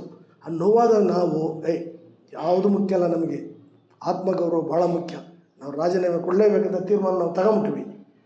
ಈಗ ಅವ್ರು ಹೊರಗಡೆ ಹೋಗ್ಬಿಟ್ಟು ಪೋಸ್ಟ್ ತಗೊಂಡು ಏನು ಹೇಳ್ತಾರೆ, ಆ ಥರ ನಮ್ಮನ್ನು ತಳ್ಳೇ ಇಲ್ಲ, AC ಕಾರಲ್ಲಿ ಕುಣಿಸ್ಕೊಂಡು ಹೋದರು, ನಮ್ಮನ್ನು ಗೆಸ್ಟ್ ಹೌಸಲ್ಲಿ ಕುಂಡಿಸಿದ್ರು, ಆ ರೀತಿ ಏನು ನಮ್ಗೆ ಅವಮಾನ ಆಗಿಲ್ಲ ಅಂತಕ್ಕಂಥ ಮಾತನ್ನು ಹೇಳಕ್ಕೆ ಹೊರಟವ್ರು. ಯಾಕಂತ ನಮಗೆ ಗೊತ್ತಿಲ್ಲ. ಇದಕ್ಕೆ ನಮಗೊಂದು ಉದಾಹರಣೆ ಏನು ಅನ್ನಿಸ್ತದೆ ಅಂದರೆ, ಇದಕ್ಕೆ ಕೆಲವು ಸಂದರ್ಭದಲ್ಲಿ ಒಂದು ಹೆಣ್ಮಗಳ ಮೇಲೆ ಅತ್ಯಾಚಾರ ಆಗ್ತದೆ. ಆ ಹೆಣ್ಮಗಳು ಕಿರ್ಚಿಯನ್ನು ಬರ್ತಾಳೆ, ನನ್ನ ಮೇಲೆ ಅತ್ಯಾಚಾರ ಆಯಿತು, ಗ್ಯಾಂಗ್ ರೇಪ್ ಆಗ್ಬಿಡ್ತು ಅಂತೇಳಿ. ಯಾರು ನಮ್ಮಂಥವ್ರು ಏನು ಮಾಡ್ತಾರೆ, ಬಾಮ್ಮ ಪೊಲೀಸ್ಗೆ ಕರ್ಕೊಂಡು ಕಂಪ್ಲೇಂಟ್ ಕೊಟ್ಟು ನಿಂಗೆ ನ್ಯಾಯ ಕೊಡಿಸ್ತೀವಿ ಅಂತೇಳಿ. ಹಣ ಬಟ್ಟೆ ಬದಲಾಯಿಸ್ಕೊಂಡು ಬತ್ತೀನಿರಿ ಎಲ್ಲ ತಗೊಂಡು ಪೇಪರ್ನ ನಮ್ಮ ದೊಡ್ಡವ್ರನ್ನ ಕರ್ಕೊಂಬಂತ ಓದ್ತಾಳೆ. ಹೋಗ್ಬಿಟ್ಟು ನೆಕ್ಸ್ಟ್ ಏನು ಬರ್ತಾಳೆ ಅಂದ್ರೆ ಅವಳು, ಅಲ್ಲಣ್ಣ ನನ್ನ ಮೇಲೆ ಏನು ಅತ್ಯಾಚಾರ ನಡೆದಿಲ್ಲ, ಒಂದಿನ ಬಿಟ್ಕೊಂಬಂದು ಅತ್ಯಾಚಾರ ನಡೆದಿಲ್ಲ, ನನ್ನ ಕೇಸನ್ನು ತಗೊಳಕ್ಕೆ ಹೋಗಬೇಡಿ ಅಂತ ಹೊರಟೋಗ್ಬಿಡ್ತಾಳೆ. ಆ ರೀತಿ ಇವರು ಆದಿದ್ದ ಅವಮಾನವನ್ನು ಮರೆತು ನಮ್ಗೆ ಅವಮಾನವೇ ಆಗಿಲ್ಲ, ನಮಗೆ ಮರ್ಯಾದೆನೇ ಹೋಗಿಲ್ಲ. ಮುನಿಯಪ್ಪ, ಆರ್ ಮುನಿಯಪ್ಪ, ಗೋಪಿನಾಥು, ಗುರುಮೂರ್ತಿ, ವಾಸು ಇವರೆಲ್ಲ ಒಳ ಮೀಸಲಾತಿ ಇಂಪ್ಲಿಮೆಂಟೇಷನ್ ಮಾಡಿಲ್ಲ ಅನ್ನೋ ಒಂದೇ ಕಾರಣಕ್ಕೆ ರಾಜೀನಾಮೆ ಕೊಟ್ಟು ಒಂದು ಸಮುದಾಯದವ್ರ ಪರವಾಗಿ ಅವರು ಹೋಗಿದ್ದಾರೆ ಹೊರತು ಇದು ಬಹುಜನ ಚಳವಳಿಯ ತೀರ್ಮಾನ ಅಲ್ಲ ಅಂತಕ್ಕಂಥ ಮಾತನ್ನು ಇವ್ರು ಹೇಳ್ತಾ ಇದ್ದಾರೆ. ಅದಕ್ಕೆ ನಾನು ಹೇಳೋಕ್ಕೆ ಇಷ್ಟಪಡ್ತೀನಿ, ನೀವು ಯಾವತ್ತಂದ್ರೆ ನನ್ನ ಮುಂದೆ ಬನ್ನಿ, ನಾವು ದೇವದಿಂಡ್ರನ್ನ ನಂಬಲ್ಲ. ಅಂಬೇಡ್ಕರ್ದು ಬುದ್ಧನ ಫೋಟೋ ನಿಮ್ಮ ತಲೆಯನ್ನು ಇಟ್ಕೊಳ್ಳಿ, ನಮಗೆ ಕತ್ತಿಡಿದು ತಳ್ಳಿಲ್ಲ, ನಮ್ಗೆ ಅವಮಾನ ಆಗಿಲ್ಲ, ನಮ್ಮನ್ನು ಇನ್ನೊಬ್ಬ ಕಾರಲ್ಲಿ ಕುಣಿಸ್ಕೊಂಡು ಹೋದರು, AC ಕಾರಲ್ಲಿ ಕುಡಿಸ್ಬಿಟ್ಟು ನಮ್ಗೆ ಹಾರಾಗಿ ಕಳಿಸಿದ್ರು ಅಂತ ನಮ್ಮ ಮುಂದೆ ಹೇಳ್ಬಿಡಿ. ನಿಮ್ಗೆ ಆತ್ಮ ಅಂತಿದ್ರೆ ಅದೇ ಹೇಳ್ತದೆ, ನೀವು ಆಗಿದೆ ಇಲ್ಲ ಅಂತಕ್ಕಂಥದ್ದನ್ನ. ಸುಳ್ಳನ್ನು ಯಾವತ್ತೂ ಕೂಡ ಹೇಳಬಾರ್ದು. ಸುಳ್ಳನ್ನು ಹೇಳೋದ್ರಿಂದ ಏನು ಪ್ರಯೋಜನ ಆಗಲ್ಲ. ಆಯಿತು, ನೋ ಪ್ರಾಬ್ಲಮ್. ಇವತ್ತು ಕೂಡ ನೀವು ಮಾಡಿ, ನಿಮ್ಗೊಂದಿನ ಚುಟ್ಕೆ ಇಟ್ಟು ದಿನ ಅಬ್ಬಬ್ಬಬ್ಬ ಇಟ್ಟರಲ್ಲಪ್ಪ ನಮಗೆ ಚುಟ್ಕೆ ಅಂತ ಕೆರ್ಕಣ ದಿನ ಬರ್ತದೆ. ಅಲ್ಲಿವರೆಗೂ ನಿಮಗೆ ಒಳ್ಳೆಯದಾಗಲಿ ಅಂತಕ್ಕಂಥ ಮಾತನ್ನು ಹೇಳ್ತಾ, ಇವತ್ತು ನಾವು ಕರ್ನಾಟಕ ರಾಜ್ಯದಲ್ಲಿ ನಮ್ಮ ಎಲ್ಲ ಏನಿವತ್ತು ಸಾವಿರಾರು ಜನ ಕಾರ್ಯಕರ್ತರಿದ್ದಾರೆ, ಕಾರ್ಯಕರ್ತರು ಕೇಳ್ತಾ ಇದ್ದಾರೆ ನೀವೇನು ಮಾಡಬೇಕು, ಏನು ನಿಮ್ಮದು ಅಂಥೇಳಿ. ಅದೇ ಥರ ಇವತ್ತು ನಮಗೆ ಬೇರೆ ಬೇರೆ ಕೈಲಿ ಸಿದ್ಧಾರ್ಥ ಕೂಡ ಫೋನ್ಗಳು ಮಾಡಿಸ್ತವ್ರೆ ನಮ್ಮ ಅಕ್ಕಪಕ್ಕ ಇರೋರ ಕೈಲಿ. ನಾವು ಯಾವುದೂ ಫೋನ್ಗಿಂತ ಹೇಗೆ ಹೋಗಿಲ್ಲ. ನಾವು ಒಂದು ಟೈಮು ಸ್ವಾಭಿಮಾನ ವಿಚಾರ ಬಂದಾಗ ನಾವು ಅದನ್ನು ಒಂದು ಟೈಮ್ ತೀರ್ಮಾನ ತಗೊಂಡ್ರೆ ನಾವು ಮತ್ತೆ ಕಣ್ಣೆತ್ತಿ ಕೂಡ ಆ ಕಡೆ ನೋಡಲ್ಲ. ಇವಾಗ ಗೋಪಿನಾಥ್ ಅಂತವರು ಅವರು KCFC ಮ್ಯಾನೇಜರ್ ಆಗಿದ್ದಂಥವ್ರು, ಅವರು ರಾಜೀನಾಮೆ ಕೊಟ್ಟು ಮೂಮೆಂಟಿಗೆ ಬಂದವರು. ಇವರು ಕೂಡ ಇಂಜಿನಿಯರ್ ಮ್ಯಾನೇಜರ್ ಆಗಿದ್ದಾರೆ, RM ಒಟ್ಟಿಗೆ ಅವರು ಬಂದವರು. ಗುರುಮೂರ್ತಿ ಒಂಥರ ಬಂದವರು. ಅವರು ಪಾಪ BSNಲ್ಲಿ ಕೆಲಸ ಮಾಡ್ಕೊಂಡು ಬಾಂಬ್ಸೆಪ್ನೆಲ್ಲ ಕಟ್ಟಿ ದುಡ್ಡು ಕಾಸನ್ನ ಈ ಮೂಮೆಂಟಿಗೆ ಕೊಟ್ಟಿರ್ತಕ್ಕಂಥ ಜನ. ನಾವು ಯಾವುದೋ MLA ಮಿನಿಸ್ಟರ್ ಆಗ್ಬೇಕಾದ್ರೆ ನಮಗೆ ಭಾಳ ಸಣ್ಣ ವಿಚಾರ ಅದು. 25 ವರ್ಷ ಹಿಂದೆ, 30 ವರ್ಷ ಹಿಂದೆ ನಾನು MLA ಆಗ್ಬೋದಾಗಿತ್ತು, ನನಗಿತ್ತು ಚಾನ್ಸ್. ಅದು ಭಾಳ ಕಡೆಯಿಂದ ಆಫರ್ ಬಂದಿತ್ತು. ಆಮೇಲೆ 20 ವರ್ಷ ಹಿಂದೆ ಕೂಡ ಬಂತು. ಅವು ಯಾವುದು ಕೂಡ ನಾವು ನೋಡಿದಾರಲ್ಲ, ಬಹುಜನ ಚಳವಳಿ ಬಿಟ್ಟು ಬೇರೆ ಕಡೆ ನೋಡಿದಾರಲ್ಲ. ಇವತ್ತು ಕೂಡ ಅಕ್ಕ ಮಾಯಾವತಿ ಅವ್ರ ಕೈಲಿ ಏನು ಟೋಟರ್ ಮಾಡಿಸಿದ್ದಾರೆ ಅಂದರೆ, ಕಾಂಗ್ರೆಸ್ ಅವ್ರು ಹೇಳ್ಕೊಟ್ಟಿವ್ರ ಕೈಯಲ್ಲಿ ಪಕ್ಷ ಓಡಿಸ್ತಾವ್ರೆ ಅಂತ ಹೇಳ್ತಾ ಇದ್ದಾರೆ. ಇಷ್ಟು ನ್ಯಾಷನಲ್ ಲೀಡ್ರಾಗಿ 3ನೇ ಅಂಬೇಡ್ಕರ್ ಅಂತ ಹೇಳಿದವ್ರ ಬಾಯಿನಲ್ಲಿ ಬರಬಾರ್ದು ಮಾತು. ಅಕ್ಕ ಸುತ್ತಮುತ್ತ ಇರ್ತಕ್ಕಂಥ ಜನ ಇವತ್ತು ಸರಿ ಇಲ್ಲ. ಅವರು ಎಲ್ಗಂಬ ಇದ್ದಾರೆ ಅಂತ ಹೇಳಿದರೆ ಅವ್ರಿಗೇನು ಎಷ್ಟು ಸಿಗ್ತೋ ಅಷ್ಟು ಗಳಿಸ್ಬೇಕು, ಆ ಮಟ್ಟದಲ್ಲಿದ್ದಾರೆ. ನಾವು ಯಾವತ್ತಾಗಲಿ ಕಾಂಗ್ರೆಸ್ಸು BJP ದಳದ ಕಡೆ ಕಣ್ಣೆತ್ತಿ ನೋಡೋರಲ್ಲ, ಅಥವಾ ಯಾರು ನಮ್ಮನ್ನು ಕೊಂಡ್ಕೊಳ್ಳೋ ಅಷ್ಟು ದುಡ್ಡು ಕೂಡ ಅವ್ರ ಹತ್ರ ಇಲ್ಲ. ನಾವು ಇದೇ ಅಂಬೇಡ್ಕರ್, ಇದೇ ಕಾಂಚೀರಾಮ್ ಸಾಹೇಬರ ಚಳವಳಿಯನ್ನು ಈ ರಾಜ್ಯದಲ್ಲಿ ನಾವು ಬಿತ್ತುತ್ತೀವಿ, ನಾವು ಬೆಳೆಸ್ತೀವಿ. ನಾವನ್ಕು ನಿದ್ದೆ ಮಾಡೋ ಜನ ಅಲ್ಲ. ನಾವು ಇವತ್ತುವರೆಗೂ ಕೂಡ ಬಹುಜನ ಸಮಾಜ್ ಪಾರ್ಟಿಯ ರಾಷ್ಟ್ರೀಯ ಪಕ್ಷ 4 ಸಾರಿ CM ಆದಾಗ ಕೂಡ ನಾವು ಕನಿಷ್ಠ ಒಂದು ಜೆಂಡ ನಾವು ಕೇಳಿಲ್ಲ, ಅವ್ರು ಕೊಟ್ಟೂ ಇಲ್ಲ. ₹1 ನಾವು ಕೇಳೂ ಇಲ್ಲ, ಕೇಳಿದ್ರೆ ಅವ್ರು ಕೊಟ್ಟೂ ಇಲ್ಲ. ಇಡೀ ಚಳುವಳಿ ನಡೆಸ್ಕೊಂಬಂದಿರ್ತಕ್ಕಂಥವ್ರು ನಾವು. ಅದಕ್ಕೆ ಸ್ವಾಭಿಮಾನಕ್ಕೋಸ್ಕರ ನಾವು ರಾಜೀನಾಮೆ ಕೊಟ್ಟಿದ್ದೀವಿ ಹೊರತು ಯಾವುದೋ ಒಂದು ಪೋಸ್ಟ್ ಬೇಕಂತ ಅಂಟ್ಕೊಂಡಿದ್ದು ನಾವು ಅಲ್ಲೇ ಇರ್ಬೋದಾಗಿತ್ತು. ಅದು ನಮಗೇನು ಇಷ್ಟ ಇಲ್ಲ. ಮುಂದಿನ ದಿನದಲ್ಲಿ ನಾವು ನಾಳೆ ಅಂದರೆ ನಾಳೆ ಡೇಟ್ ಇವತ್ತು 9ನೇ ತಾರೀಕು, ನಾಳೆ ಕಾಂಚೀರಾಮ್ ನಗರ ಅಂತ ನಾನು ಎಷ್ಟು ಅಭಿಮಾನದಿಂದ 18 ವರ್ಷ ಹಿಂದೆ ಮಾಡಿದೆ. ನಾನು ಅಲ್ಲಿ 200 ಎಕರೆಯಲ್ಲಿದೆ. ಅದು 5 ಕೋಟಿ ರೂಪಾಯಿ ಅಂಬೇಡ್ಕರ್ ಭವನ ಮಾಡಿಸಿದ್ವಿ ಅಲ್ಲಿ ಹೋರಾಟ ಮಾಡಿ. 70 ಎಕರೆಲಿ ಬುದ್ಧ ಅಂಬೇಡ್ಕರ್ ಪಾರ್ಕ್ ಮಾಡಿಸಿದ್ವಿ. ಯೂನಿವರ್ಸಿಟಿ ಒಂದು ಡಿಗ್ರಿ ಕಾಲೇಜ್ ಮಾಡಿಸಿದ್ವಿ. 2-3 ಗೌರ್ಮೆಂಟ್ ಸ್ಕೂಲ್ ಮಾಡಿಸಿದ್ವಿ. ಕೃಷ್ಣಪುರದಲ್ಲಿ ಒಂದು ಪಾರ್ಕ್ ಜಾಗ ರಿಸರ್ವ್ ಒಂದು ಮಾಡಿದ್ವಿ. ನಾವು ಹೋರಾಟ ಮಾಡಿ ಕಾಂಚೀರಾಮ್ ಸಾಹೇಬ್ರ ಹೆಸರಲ್ಲಿ ಇರಲೇಬೇಕು ಈ ಜಾಗ ಅಂತೇಳಿ BBMP ಮಾಡಿಸಿದ್ವಿ. ಇಡೀ ಬೆಂಗಳೂರು ಒಂದೇ BBMP ಮಾಡಿಸಿದ್ವಿ. ಒಬ್ಬ ಕೌನ್ಸಿಲರ್ ಇಲ್ಲ ನಮ್ಮಲ್ಲಿ. ಅದೇ ಥರ BDL ಅಕ್ವೈರ್ ಆಗಿದ್ದು 150 ಎಕರೆ ಜಮೀನನ್ನು ಬಿಡಿಸ್ಬಿಟ್ಟು ಇಟ್ಟಿವಿ ಅಲ್ಲಿ. ಆಮೇಲೆ ಇಡೀ ಕಾಂಚೀರಾಮ್ ನಗರದಲ್ಲಿ ನಮ್ಮೆಲ್ಲ ಹೋರಾಟಗಾರರ ಹೆಸರು ಇದೆ. ಮಹಾತ್ಮ ಜ್ಯೋತಿರಾವ್ ಫುಲೆ, ಸಾಹು ಮಹಾರಾಜು, ಪೆರಿಯಾರ್ ರಾಮಸ್ವಾಮಿ, ನಾರಾಯಣ ಗುರು, ಭಗವಾನ್ ಬುದ್ಧ, ವಾಲ್ಮೀಕಿ, ಟಿಪ್ಪು ಸುಲ್ತಾನು, ಕುವೆಂಪು, ಬಸವಣ್ಣ, ಮದಾರ ಚೆನ್ನಯ್ಯ, ಈ ಬೋವಿ ಸಮಾಜದ ಗುರುಪೀಠ, ಲಂಬಾಣಿ ಸಮಾಜದ ಗುರುಪೀಠ, ಹಿಂಗೆ ಒಲೆ ಮಾದಿಗರಲ್ಲಿರ್ತಕ್ಕಂಥ ಎಲ್ಲ ಲೀಡರ್ಗಳು ಕೂಡ ಆ ಹೆಸರನ್ನು ಇಟ್ಟು ನಾವು ಮಾಡಿ ಅಷ್ಟೊಂದು ಅಭಿಮಾನದಿಂದ, ನಂಬಿಕೆಯಿಂದ ನಾವು ಮಾಡಿದ್ವಿ. ಇನ್ನು ನಮ್ಮ ಮನೆಗೆ ಕೂಡ ಹೆಸರಿಟ್ಟು ಅಕ್ಕ ಮಾಯಾವತಿ ವೈಟ್ ಹೌಸ್ ಅಂತಲೇ ಇಟ್ಟಿದ್ದು. ಹಾಗಾಗಿ ಅಕ್ಕ ಮಾಯಾವತಿ ಅವ್ರ ಬಗ್ಗೆ ನಮಗೆ ಇವತ್ತು ಗೌರವ ಇರ್ತದೆ, ನಾಳೆನೂ ಇರ್ತದೆ. ಆಮೇಲೆ ಮುಂದೆ ನಾವು ಯಾವತ್ತೂ ಕೂಡ ಕೆಟ್ಟ ಮಾತಾಡೋಕ್ಕೆ ಹೋಗಲ್ಲ. ಆದರೆ ಒಂದನ್ಗೂ ಗ್ಯಾರಂಟಿ ಆಗ್ತದೆ, ಈ ಒಳ ಮೀಸಲಾತಿ ವಿಚಾರದಲ್ಲಿ ಅಕ್ಕ ಮಾಯಾವತಿ ತಮ್ಮ ಚಮಚಗಳ ಮಾತುಗಳನ್ನ ಕೇಳ್ಕೊಂಡು ಇದನ್ನು ಕಂಟಿನ್ಯೂ ಮಾಡಿದರೆ ಒಂದು ದಿನ ಇಂಡಿಯನ್ ಹಿಸ್ಟ್ರಿನಲ್ಲಿ ಅಕ್ಕ ಮಾಯಾವತಿಯವರು ಹೀರೋ ಆಗೋದಕ್ಕಿಂತ ಜೀರೋ ಆಗ್ತಾರೆ ಸೌತ್ ಇಂಡಿಯಾ ಮಾದಿಗರ ಕಣ್ಣಲ್ಲಿ. ಇವತ್ತು ಯಾರು ಒಲೆಯರಲ್ಲಿ ವಿರೋಧ ಮಾಡ್ತಾ ಇಲ್ಲ, ಲಂಬಾಣಿ ವಿರೋಧ ಮಾಡ್ತಾ ಇಲ್ಲ, ಬೋವಿಗಳು ವಿರೋಧ ಮಾಡ್ತಾ ಇಲ್ಲ, ಯಾರು ಅಪ್ಪರ್ ಕ್ಯಾಸ್ಟ್ ವಿರೋಧ ಮಾಡ್ತಾ ಇಲ್ಲ. ತಮ್ಮ ಸಮಾಜದವ್ರಿಗೆ ಮಾತ್ರ ಎಲ್ಲ ಬಿರಿಯಾನಿ ಸಿಗಬೇಕು, ನಾರ್ತ್ ಇಂಡಿಯಾದವ್ರಿಗೆ ಚಮ್ಮಾರ್ಸಿ ಅಂತ ಹೇಳಿ. ಯಾಕಂದ್ರೆ ಚಮ್ಮಾರ್ಸಿ 80% ಬೆನಿಫಿಟ್ ತಗೊಂಡಿದ್ದೀರಾ ನೀವು. ಇಲ್ಲಿ ಮಾದಿಗರು ಸಮಾಜದಲ್ಲಿ ಅಲ್ಲಿ ಕೂಡ ಇವತ್ತಿನ್ನು ಪಾಪ ವಾಲ್ಮೀಕಿ ಸಮಾಜದವರು ಬೀದಿ ಗುಡಿಸ್ತಾರೆ, ಪಿಟ್ಟೆತ್ತಾರೆ, ಎಜುಕೇಷನ್ ಇಲ್ಲ, ಈಗಿನ ಸ್ಥಿತಿಯಲ್ಲಿ ಬದುಕ್ತಾ ಇದ್ದಾರೆ. ಅಲ್ಲಿ ಪಾಸಿ ಸಮಾಜದವರು ಕೂಡ ಈಗಿನ ಸ್ಥಿತಿಯಲ್ಲಿ ಬದುಕ್ತಾ ಇದ್ದಾರೆ. ಅಲ್ಲಿ ಕೂಡ ನಮ್ಮ ಅಣ್ಣತಮ್ಮಂದಿರಿಗೆ ಕೂಡ ಸಿಕ್ಕಲಿ ಅಂತಕ್ಕಂಥ ಮನೋಭಾವನೆ ನಾರ್ತ್ ಇಂಡಿಯಾ ಚಮ್ಮಾರಿಗೂ ಇರಬೇಕು. ಸೌತ್ ಇಂಡಿಯಾದಲ್ಲಿ ಈ ಸಮುದಾಯದವರು ನಮ್ಮವರೇ ಅಂತ ಹೇಳಿ ಕೂಡ ಇವರು ಇವತ್ತು ಏನು ಪರಿಸ್ಥಿತಿಯಲ್ಲಿದ್ದಾರೆ, ಇವತ್ತು ಬೀದಿ ಗುಡಿಸ್ತಾರೆ, ಕಸ ಗುಡಿಸ್ತಾರೆ, ಚಪ್ಪಲಿ ಹೊಲಿತಾರೆ, ಅಲ್ಲಿ ಇಲ್ಲಿ ಕೆಲವು ಕಡೆ ಸುಳ್ಗಾರಿಕೆ ಮಾಡ್ತಾರೆ. ಮನುಷ್ಯತ್ವ ಬೇಕ್ರಿ. ಮನುಷ್ಯತ್ವ ಇಟ್ಕೊಂಡ್ರೆ ಏನಕ್ಕೆ ಬದುಕ್ತಾರೆ ನೀವು? ಹೇಳೋದು ಬುದ್ಧನ ಹೆಸರು, ಹೇಳೋದು ಅಂಬೇಡ್ಕರ್ ಹೆಸರು, ಮಾಡೋದು ಈ ಥರದ ಗಲೀಜು ಕೆಲಸಗಳು. ಅದು ಸೌತಲ್ಲಿ ನಾರ್ತಲ್ಲಿ ಎಲ್ಲರೂ ಕೂಡ ಆಗಬಾರ್ದು. ಜನ ಕೂಡ ಇನ್ನು ಮುಂದೆ ಎಚ್ಚೆತ್ಕೋಬೇಕು. ಈ ನಾರ್ತ್ ಇಂಡಿಯಾದವರೇ ಬಂದು ಸೌತ್ ಇಂಡಿಯಾದಾಗಿರ್ತಕ್ಕಂಥ ಎಲ್ಲ ಸಂಪತ್ತನ್ನು ಲೂಟಿ ಮಾಡ್ಕೊಂಡು ಹೋಗ್ತಾರೆ, ನಮ್ಮನ್ನು ಬರೀ ಜೀತಾಳುಗಳ ಥರ ಬೆಳೆಸ್ಕೊಳ್ತಾ ಇದ್ದಾರೆ. ಆ ಕಾರಣದಿಂದ ಅಕ್ಕ ಮಾಯಾವತಿಯವರು ಈ ಸುತ್ತಮುತ್ತ ಇರ್ತಕ್ಕಂಥ ಈ ಗ್ಯಾಂಗನ್ನು ದೂರ ಇಡಲಿಲ್ಲ ಅಂದರೆ ಮುಂದಿನ ದಿನದಲ್ಲಿ ಈ ಬಹುಜನ ಸಮಾಜ ಪಕ್ಷಕ್ಕೆ ಬಹುಶಃ ಇಲ್ಲ ಅಂತಕ್ಕಂಥದ್ದು. ಒಬ್ಬ ಪ್ರಾಮಾಣಿಕ 35 ವರ್ಷ ಪಕ್ಷಕ್ಕೋಸ್ಕರ ದುಡ್ದಿದ್ದೀವಿ ನಾವು ಭಾಳ. ನಮ್ಮ ಜಮೀನು ಕೊಟ್ಟಿದ್ದೀವಿ, ರಕ್ತ ಕೊಟ್ಟಿದ್ದೀವಿ, ಏಜ್ ಕೊಟ್ಟಿದ್ದೀವಿ, ಆರೋಗ್ಯ ಕೊಟ್ಟಿದ್ದೀವಿ. ನಿಮ್ಮನ್ನು ನಾವು ನಡೆದಾಡೋ ದೇವರು ಅಂತೇಳಿ ಎತ್ತಿಗೆಂದು ತಿರುಗಿದ್ದೀವಿ. ಇಷ್ಟೆಲ್ಲ ಕೊಟ್ಟೋದಕ್ಕೆ ನಾವೇ ಅಥೆಂಟಿಕ್ ಪರ್ಸನ್ನು. ಕಾಂಚೀರಾಮ್ ಅಂಬೇಡ್ಕರ್ ವಾರಸ್ದಾರರು ಯಾರಪ್ಪ ಅಂದ್ರೆ ನಾವೇ. ಅಕ್ಕೋರಿಗೆ ಕೂಡ ನಾವೇ ಇದ್ದಿದ್ದು. ಅಕ್ಕೋರು ಹೇಳಿದ್ರೆ ನೀವಲ್ಲ ಅಂತ ನಮ್ಮನ್ನು ಮನೆಯಿಂದ ಹೊರಗಡೆ ಕಳಿಸಿ ನಮಗೆ ಅವಮಾನ ಮಾಡಿರೋ ಕಾರಣಕ್ಕೋಸ್ಕರ ಸ್ವಾಭಿಮಾನದಿಂದ ನಾವು ಈ ಕಾಂಚೀರಾಮ್ ಅಂಬೇಡ್ಕರ್ ಮೂಮೆಂಟನ್ನು ನಡೆಸ್ತೀವಿ. ಇದನ್ನು ಯಾರು ಕೂಡ ತಡೆಯೋಕ್ಕಾಗಲ್ಲ. ಆಮೇಲೆ ಏನು ಕಾಂಗ್ರೆಸ್ BJP ಮಾತು ಕೇಳ್ಕೊಂಡು ಮಾಡಿದ್ದಾರೆ ಅಂತ ತಟ್ಟುಟ್ರು ಮಾಡಿದ್ದಾರೆ ಅಕ್ಕೋರು, ಆ ಥರದ್ದು ಮಾತಾಡೋಕ್ಕೆ ಹೋಗಬಾರ್ದು. ಅದು ನಿಮ್ಮಿಂದ ಮುಂದೆ ಯಾರು ಕೆಲಸಗಳು ಮಾಡ್ಬೋದು. BJP ಒಳಗಡೆ, ಕಾಂಗ್ರೆಸ್ ಒಳಗಡೆ ಚಮಚಗಿರಿ ಕೆಲಸ ಮಾಡ್ತಕ್ಕಂಥವ್ರು ಇವತ್ತು ಒರಿಜಿನಲ್ ಕಾಂಚನವಾದಿಗಳು ನಾವು. ಅಂಥದ್ದು ಯಾವತ್ತೂ ಕೂಡ ನಾವು ಮಾಡೋಕ್ಕೆ ಸಾಧ್ಯ ಇಲ್ಲ. ಅಂಥ ಮಾತುಗಳು ಬರಬಾರ್ದು. ಮುಂದಿನ ದಿನದಲ್ಲಿ ನಾವು ಒಂದು ಸೌತ್ ಇಂಡಿಯಾದಲ್ಲಿ, ಅದರಲ್ಲೂ ಕರ್ನಾಟಕದಲ್ಲಿ ಅಂಬೇಡ್ಕರ್ ಸಿದ್ಧಾಂತ ಅಂದರೆ, ಕಾಂಚೀರಾಮ್ ಸಿದ್ಧಾಂತ ಅಂದರೆ ಅಂತಕ್ಕಂಥದ್ದು ಏನು ಅನ್ನೋದನ್ನು ಮುಂದಿನ ದಿನದಲ್ಲಿ ಬಾಯಲ್ಲಿ ಹೇಳೋಕ್ಕೆ ಹೋಗಲ್ಲ, ಮಾಡಿ ತೋರಿಸ್ತೀವಿ. ನಾಳೆದು ಕಾಂಚೀರಾಮ್ ನಗರದಲ್ಲಿ ನಾವು ಮೀಟಿಂಗ್ ಕರೆದಿದ್ದೀವಿ. ಎಲ್ಲ ನಮ್ಮ ಕಾರ್ಯಕರ್ತರನ್ನ, ನಮ್ಮ ಹಿತೈಷಿಗಳನ್ನ ಅಲ್ಲಿ ಚರ್ಚೆ ಮಾಡಿ ಮುಂದಿನ ದಿನದಲ್ಲಿ ನಾವೇನು ಮಾಡಬೇಕು, ಯಾವ ರೂಟಲ್ಲಿ ಹೋಗ್ಬೇಕು ಅನ್ನೋದನ್ನ ಚರ್ಚೆ ಮಾಡಿ ನಾವು ತೀರ್ಮಾನ ತಗೊಂತೀವಿ. ಹೊರತು ಕೈ ಬಳೆ ಹಾಕ್ಕೊಂಡು ಹತ್ಕೊಂಡು ಕೂತ್ಕೊಳ್ಳೋ ಜನ ನಾವಲ್ಲ. ಗೊತ್ತಾಯ್ತಾ? ನಮ್ಮಿಂದ ಬಹುಜನ ಸಮಾಜ ಪಕ್ಷನೇ ಹೊರತು ಬಹುಜನ ಸಮಾಜ ಪಕ್ಷದಿಂದ ನಾವೇನು ಬದುಕಿಲ್ಲ. ನಮ್ಮಿಂದ ಬಹುಜನ ಸಮಾಜ ಪಕ್ಷನೇ ಹೊರತು ಬಹುಜನ ಪಕ್ಷದಿಂದ ನಾವೇನು ಪಡ್ಕೊಂಡಿಲ್ಲ. ಇವತ್ತು ಯಾರನ್ನ ಧೈರ್ಯದಲ್ಲಿ ಹೇಳ್ಬೋದು ಅವರು, ಆ ಥರ ಸಾಧ್ಯವಿಲ್ಲ. ಹಾಗಾಗಿ ಕರ್ನಾಟಕದಲ್ಲಿರ್ತಕ್ಕಂಥ ಈ ಬಹುಜನ ಸಮಾಜ ಪಕ್ಷ ಜನರು, ಪರಿಷ್ಠ ಜಾತಿ ವರ್ಗದವರು, ಪರಿಷ್ಠ ಜಾತಿಯಲ್ಲಿ 101 ಜಾತಿ ಬರ್ತದೆ, ಪರಿಷ್ಠ ವರ್ಗದಲ್ಲಿ 50 ಜಾತಿ ಬರ್ತದೆ. ಅದೇ ಥರ ಹಿಂದುಳಿದ ವರ್ಗದವರಿದ್ದಾರೆ, ಮುಸಲ್ಮಾನರಿದ್ದಾರೆ. ಇದೇ 2 ವರ್ಷ ಹಿಂದೆ ನಾವೆಲ್ಲ ಕೂಡ ಸೇರಿ ಈ 4 ಸಮಾಜದವ್ರು ಒಂದು ಮಾಡ್ಬೇಕಂತ ಒಲೆಯರು, ಮಾದಿಗರು, ಲಂಬಾಣಿ, ಬೋವಿ, ವಾಲ್ಮೀಕಿ ಸ್ವಾಮೀಜಿಗಳನ್ನೆಲ್ಲ ಒಂದು ಮಾಡಿ ಕೊರಮ ಕೊರ್ಚ ಆಮೇಲೆ SC/ST ಯಾಕೆ ಮುಂದಾಗಬೇಕಂತ ಗೋಪಿನಾಥ್ ಅವರೊಂದು ಬುಕ್ಕನ್ನು ಬರೆದು ರಿಸರ್ವೇಷನ್ಗೆ ಫೈಟ್ ಮಾಡಿದ್ರು. ಹೆಚ್ಚಿನ ರಿಸರ್ವೇಷನ್ಗೆ ಅದು 4% STಗೆ ಸಿಕ್ತು, 2% SCಗೆ ಸಿಕ್ತು.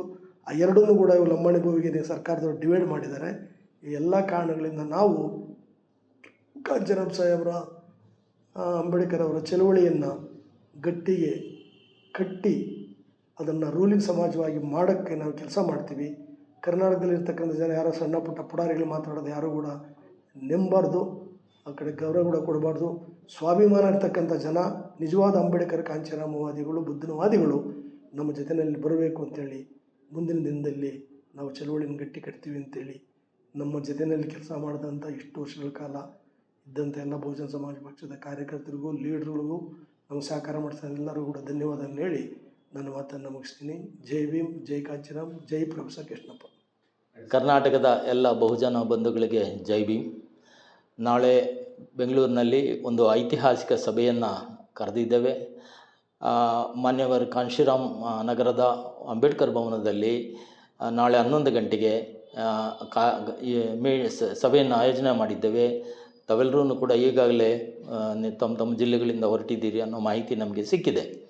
ಈಗ ವಿಶೇಷವಾಗಿ ಕೆಲವು ಆರೋಪಗಳು ನಮ್ಮ ಹಿರಿಯ ನಾಯಕರ ಮೇಲೆ ಕೇಳಿಬರ್ತಾ ಇದೆ. ಅದರ ಬಗ್ಗೆ ನಾನು ಮಾತಾಡ್ತೇನೆ. ನಾವು ರಾಜೀನಾಮೆ ಕೊಡಬೇಕು ಅನ್ನೋ ವಿಚಾರ ಅಥವಾ ನಮಗೆ ಅವಮಾನ ಆಗಿರೋ ವಿಚಾರ, 2 ವಿಚಾರನ ನಾನು ಇಲ್ಲಿ ಪ್ರಸ್ತಾಪ ಮಾಡ್ತೀನಿ. ಆ ಅವಮಾನ ಪಟ್ಟಿರೋದ್ರಲ್ಲಿ ನಾನು ಕೂಡ ಒಬ್ಬ. ಆದರೆ ಅವರಿಗೆ ಅವಮಾನ ಆಗಿಲ್ಲ ಅಂತ ಅಂದ್ಕೊಂಡ್ರೆ ನಾವೇನೂ ಮಾಡೋಕ್ಕಾಗೋದಿಲ್ಲ. ನಾವು ಮೀಟಿಂಗ್ ಹಾಲಿಂದ ಲಕ್ನೋದಲ್ಲಿ ಅವರ ಮನೆಗೆ ಕರ್ಕೊಂಡೋದಾಗ ಅವರು ಒಂದು ವೇಳೆ ನೀವಿಬ್ಬರು ಮಾತ್ರ ಬನ್ನಿ, ನೀವು ಇಲ್ಲೇ ಇರಿ ಅಂತ ಮೊದಲೇ ಹೇಳಿಬಿಟ್ಟಿದ್ರೆ ನಾವು ಅಲ್ಲಿ ಸಭಾಂಗಣದಲ್ಲೇ ಇರ್ತಾಯಿದ್ವಿ. ನಾವು ಎಲ್ಲ ನಮಗೆ ಯಾಕೆಂದರೆ ನಮಗೆ 4 ಜನಕ್ಕೆ ಬರೋದಕ್ಕೆ ಅವರು ಅವಕಾಶ ಕೊಟ್ಟಿದ್ದರು. ಕರ್ಕೊಂಡೋಗಿ ಅವರ ಮನೆ ಒಂದು ಗೇಟ್ ಇದೆ, ಗೇಟಿಂದ ಒಂದು 10 ಅಡಿ ಮುಂದೆ ನಾವು ಹೋದಾಗ ಇವರು ಅಶೋಕ್ ಸಿದ್ಧಾರ್ಥ್ ಅವರು ಆ ಮುಖ ನನಗೆ ಇನ್ನೂ ಇದೆ, ಒಂಥರ ಭಾಳ ಗದರ್ಕೊಂಡು ನೀವೇ ಅಪ್ಪಿರ್ತೈತೆ ಹೋಗ್ರಿ ಅನ್ನೋ ಥರ ಹಿಂದಿಯಲ್ಲಿ ಭಾಳ ನಮಗೆ ಅದು ಮನಸ್ಸಿಗೆ ನೋವಾಯಿತು. ಕೆಲವ್ರಿಗೆ ಆಗದೇ ಇರ್ಬೋದು, ನಾವೇನು ಮಾಡೋಕ್ಕಾಗೋದಿಲ್ಲ. ಸೊ ಇದು ನಿಜವಾಗಲೂ ಒಂದು 30 ವರ್ಷಗಳ ಸತತವಾದ ನಿಷ್ಠಾವಂತ ಒಬ್ಬ ಕಾರ್ಯಕರ್ತನಿಗೆ ಅವರು ಭಾವಿಸಿದ್ದು ನನಗೆ ಭಾಳ ನೋವಾಯಿತು. ಸರಿ, ಆಮೇಲೆ ಕೃಷ್ಣಮೂರ್ತಿಯವ್ರನ್ನ ಗಂಗಾಧರನೂ ಅಲ್ಲಿ ಸೆಕ್ಯೂರಿಟಿ ಬಂದು ಅಶೋಕ್ ಸಿದ್ಧಾರ್ಥ್ ಹೇಳಿದ ತಕ್ಷಣ ನಮ್ಮನ್ನೆಲ್ಲನೂ ಕೂಡ ಹೊರಗಡೆ ಕಳಿಸಿದ್ರು. ದಬ್ಬಲಿಲ್ಲ, ಕೆಳಗಡೆ ಬೀಳಲಿಲ್ಲ ನಾವ್ಯಾರು, ಆದರೆ ಅವರು ನಮ್ಮನ್ನೆಲ್ಲನೂ ಕೂಡ ಗೇಟಿಂದ ಹೊರಗಡೆ ಕಳಿಸಿದರು. ಅಲ್ಲಿ ಪಕ್ಕದಲ್ಲೇ ಒಂದು ಇದಿತ್ತು ಬೆಂಚು, ಅಲ್ಲಿ ಕೂತ್ಕೊಳ್ತೀವಿ ಅಂದ್ರೂ ಅವರು ಬಿಡಲಿಲ್ಲ. ಆಚೆ ಹೋಗಿ ಅಂದರು. ನಾವು ಗೇಟಿಂದ ಹೊರಗಡೆ ಹೋದ್ವಿ. ಅಲ್ಲಿ ಒಂದು ಸೆಕ್ಯೂರಿಟಿ ಔಟ್ಪೋಸ್ಟ್ ಇದೆ. ಸರಿ, ಅವರೇನು ಯಾರು ಸೆಕ್ಯೂರಿಟಿ ಬಂದು ಕೂತ್ಕೊಳ್ಳಿ ಅಂತ ಹೇಳಲಿಲ್ಲ, ನಾವೇ ಹೋಗಿ ಕೂತ್ಕೊಂಡ್ವಿ. ಈಗ ಇದು ಅವ್ರಿಗೆ ಯಾರಿಗೂ ಅವಮಾನ ಆಯಿತೋ ಅಲ್ವೋ, ನನಗೆ ಭಾಳ ನೋವಾಯಿತು. ಆಮೇಲೆ ಇವರು ಹೋಗಿ ಅಕ್ಕೋರ್ಗೆ ಭೇಟಿ ಆಗಿದ್ದಾರೆ, ಮೆಮೊರಾಂಡಮ್ ಕೊಟ್ಟಿದ್ದಾರೆ ಅಂತ ನಾವು ಅದನ್ನು ಅಷ್ಟು ಗಂಭೀರವಾಗಿ ತಗೊಂಡಿಲ್ಲ.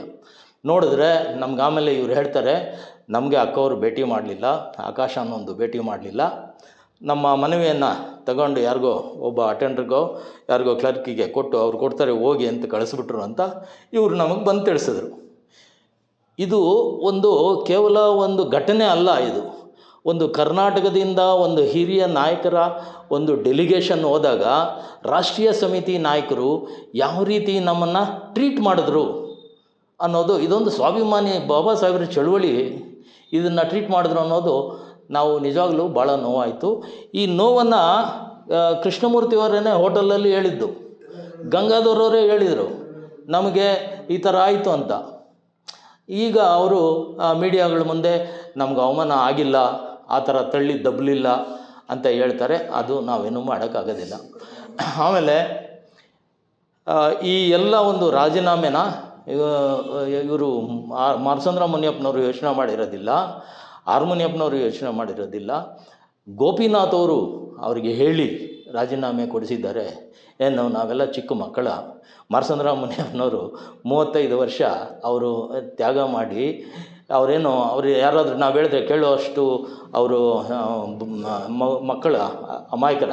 ನನಗೆ ಈ ಎಲ್ಲ ಅಲಿಗೇಷನ್ಸು, ಈ ಅವಮಾನದ್ದು ಬಿಡಲಿ, ಗೋಪಿನಾಥ್ ಸಾಹೇಬ್ರ ಬಗ್ಗೆ ಭಾಳ ಅವರಿಂದ ಎಲ್ಲ ಪಾಠ ಕಲಿತು ಅವ್ರನ್ನ ಈ ರಾಜೀನಾಮೆಗೆ ಅವರೇ ಕಾರಣ ಅನ್ನೋ ರೀತಿ ಬಿಂಬಿಸ್ತಾ ಇರೋದು ನಿಜವಾಗ್ಲೂ ಭಾಳ ನೋವಿನ ಸಂಗತಿ. ದಯವಿಟ್ಟು ಗೋಪಿನಾಥ್ ಅವರ ಒಬ್ಬರ ತೀರ್ಮಾನ ಅಲ್ಲ ಇದು. ನಮಗಾದ ಅವಮಾನದ ಮೇಲೆ ಅವರು ಯೋಚನೆ ಮಾಡಿ ಹಿರಿಯ ನಾಯಕರಾಗಿ ನಮ್ಮ ಗೌರವ ಘನತೆಯನ್ನು ಕಾಪಾಡೋದಕ್ಕೆ ಅವರು ರಾಜೀನಾಮೆನ ನಾವು ಮುಂದೆ ಬಂದಿದ್ದಕ್ಕೆ ಅವರು ಅದನ್ನು ಚಾಲನೆ ಕೊಟ್ಟಿದ್ದಾರೆ ಅಷ್ಟೇ ಹೊರತು ಅವರೂ ಕೂಡ. ಆಮೇಲೆ ರಾಜೀನಾಮೆ ಕೊಡುವಂಥ ಪ್ರಸಂಗ ಬಂದಾಗ ನಾವು 31ನೇ ತಾರೀಕು ಈ ಎಲ್ಲನೂ ಸಿದ್ಧತೆ ಮಾಡಿ 30ನೇ ತಾರೀಕು ಆರ್ ಮಹೇಶ್ ಅವರಿಗೆ ರಾಜೀನಾಮೆಯ ಮನವಿಯನ್ನು ತೋರಿಸಿ ಅವರು ಒಪ್ಕೊಂಡು ನಾಳೆ ಪತ್ರಿಕಾಗೋಷ್ಠಿಗೆ ಬರ್ತೀನಿ, ನಾನು ರಾಜೀನಾಮೆ ಕೊಡ್ತೀನಿ, ಅಲ್ಲಿ ಸಹಿ ಮಾಡ್ತೀನಿ ಅಂತ ಹೇಳಿ ಹೋದರು. ನಾಳೆ ಬೆಳಿಗ್ಗೆ 9 ಗಂಟೆಗೆ ಇಲ್ಲಿ ನೀವು ಬೇಗ ಬನ್ನಿ ಅಂಥೇಳಿ ನಾವು ಕೃಷ್ಣಮೂರ್ತಿಯವ್ರಿಗೆ, ಗಂಗಾಧರವ್ರಿಗೆ ಇಲ್ಲಿಗೆ ಬನ್ನಿ, ಇಲ್ಲಿ ಟಿಫನ್ ಮಾಡಿಕೊಂಡು ನಾವು ಪತ್ರಿಕಾಗೋಷ್ಠಿಗೆ ಹೋಗೋಣ ಅಂತ ಹೇಳಿ ನಾವು ಕಾರ್ಯಕ್ರಮ ಮಾಡಿದ್ದು. ಅವರು ಏನು ತಿಳ್ಕೊಂಡ್ರೋ ಗೊತ್ತಿಲ್ಲ, ನಮ್ಮದು ಟ್ರೈನ್ ಲೇಟ್ ಆಗೋಯಿತು, ಒಬ್ಬರು ಬಸ್ಸಲ್ಲಿ ಫೋನು ಅವರು ಅಟೆಂಡ್ ಮಾಡ್ತಾಯಿಲ್ಲ ಗಂಗಾಧರವರು. ಆಮೇಲೆ ನಾನು 12 ಗಂಟೆಗೆ ಫೋನ್ ಮಾಡಿದಾಗ ಅವರು ಹೇಳ್ತಾರೆ ನಮ್ಮದು ಕೆಂಗೇರಿಯಲ್ಲಿ ಟ್ರೈನ್ ಸ್ಟಾಪ್ ಆಗಿಬಿಟ್ಟಿದೆ, ಲೇಟ್ ಆಯಿತು ಅಂತಂದರು. ಸರಿ, ಪತ್ರಿಕಾಗೋಷ್ಠಿಗೆ ಬರಲಿಲ್ಲ, ವಿಷಯ ತಿಳಿಸೋಣ, ಸ್ಟೇಟ್ ಕಮಿಟಿಗೆ ಬನ್ನಿ ನೀವು ಅಂತ ಹೇಳಿ ಹೆಡ್ ಆಫೀಸಿಗೆ ಬನ್ನಿ ಅಂತ ಹೇಳಿದೆ.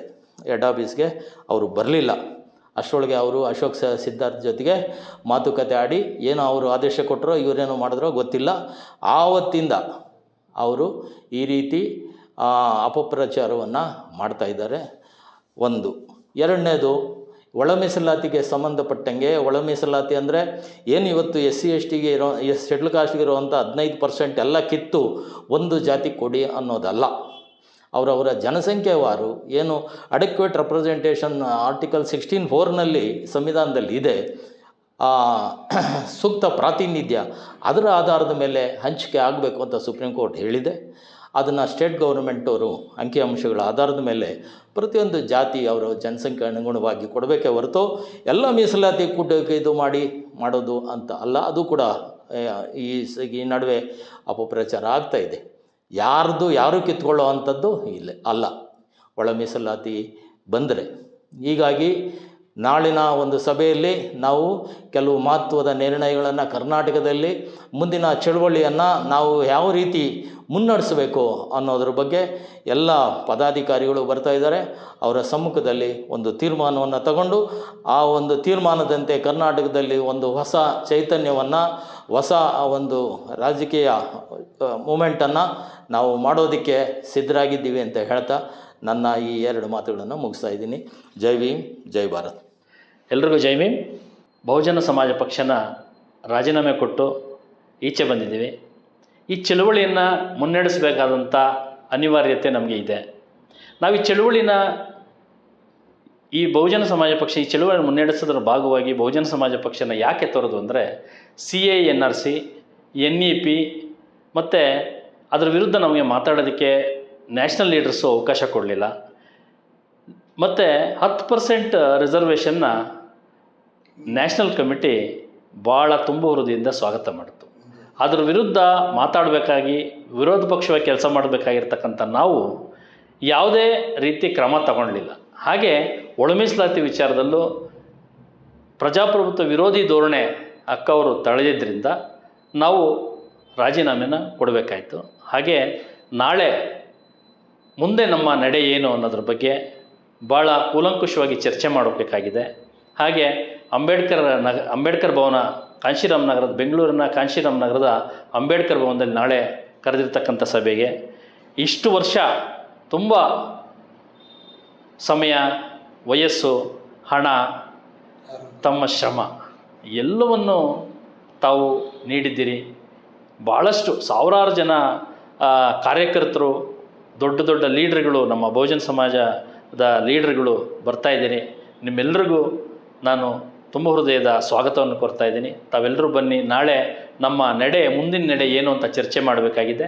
ಆದ್ದರಿಂದ ತಾವೆಲ್ಲರೂ ಬರಬೇಕು. ತಮ್ಮೆಲ್ಲರಿಗೂ ಸ್ವಾಗತವನ್ನು ಕೋರ್ತಾ ಇದ್ದೀವಿ. ಜೈ ಭೀಮ್, ಜೈ ಭಾರತ್.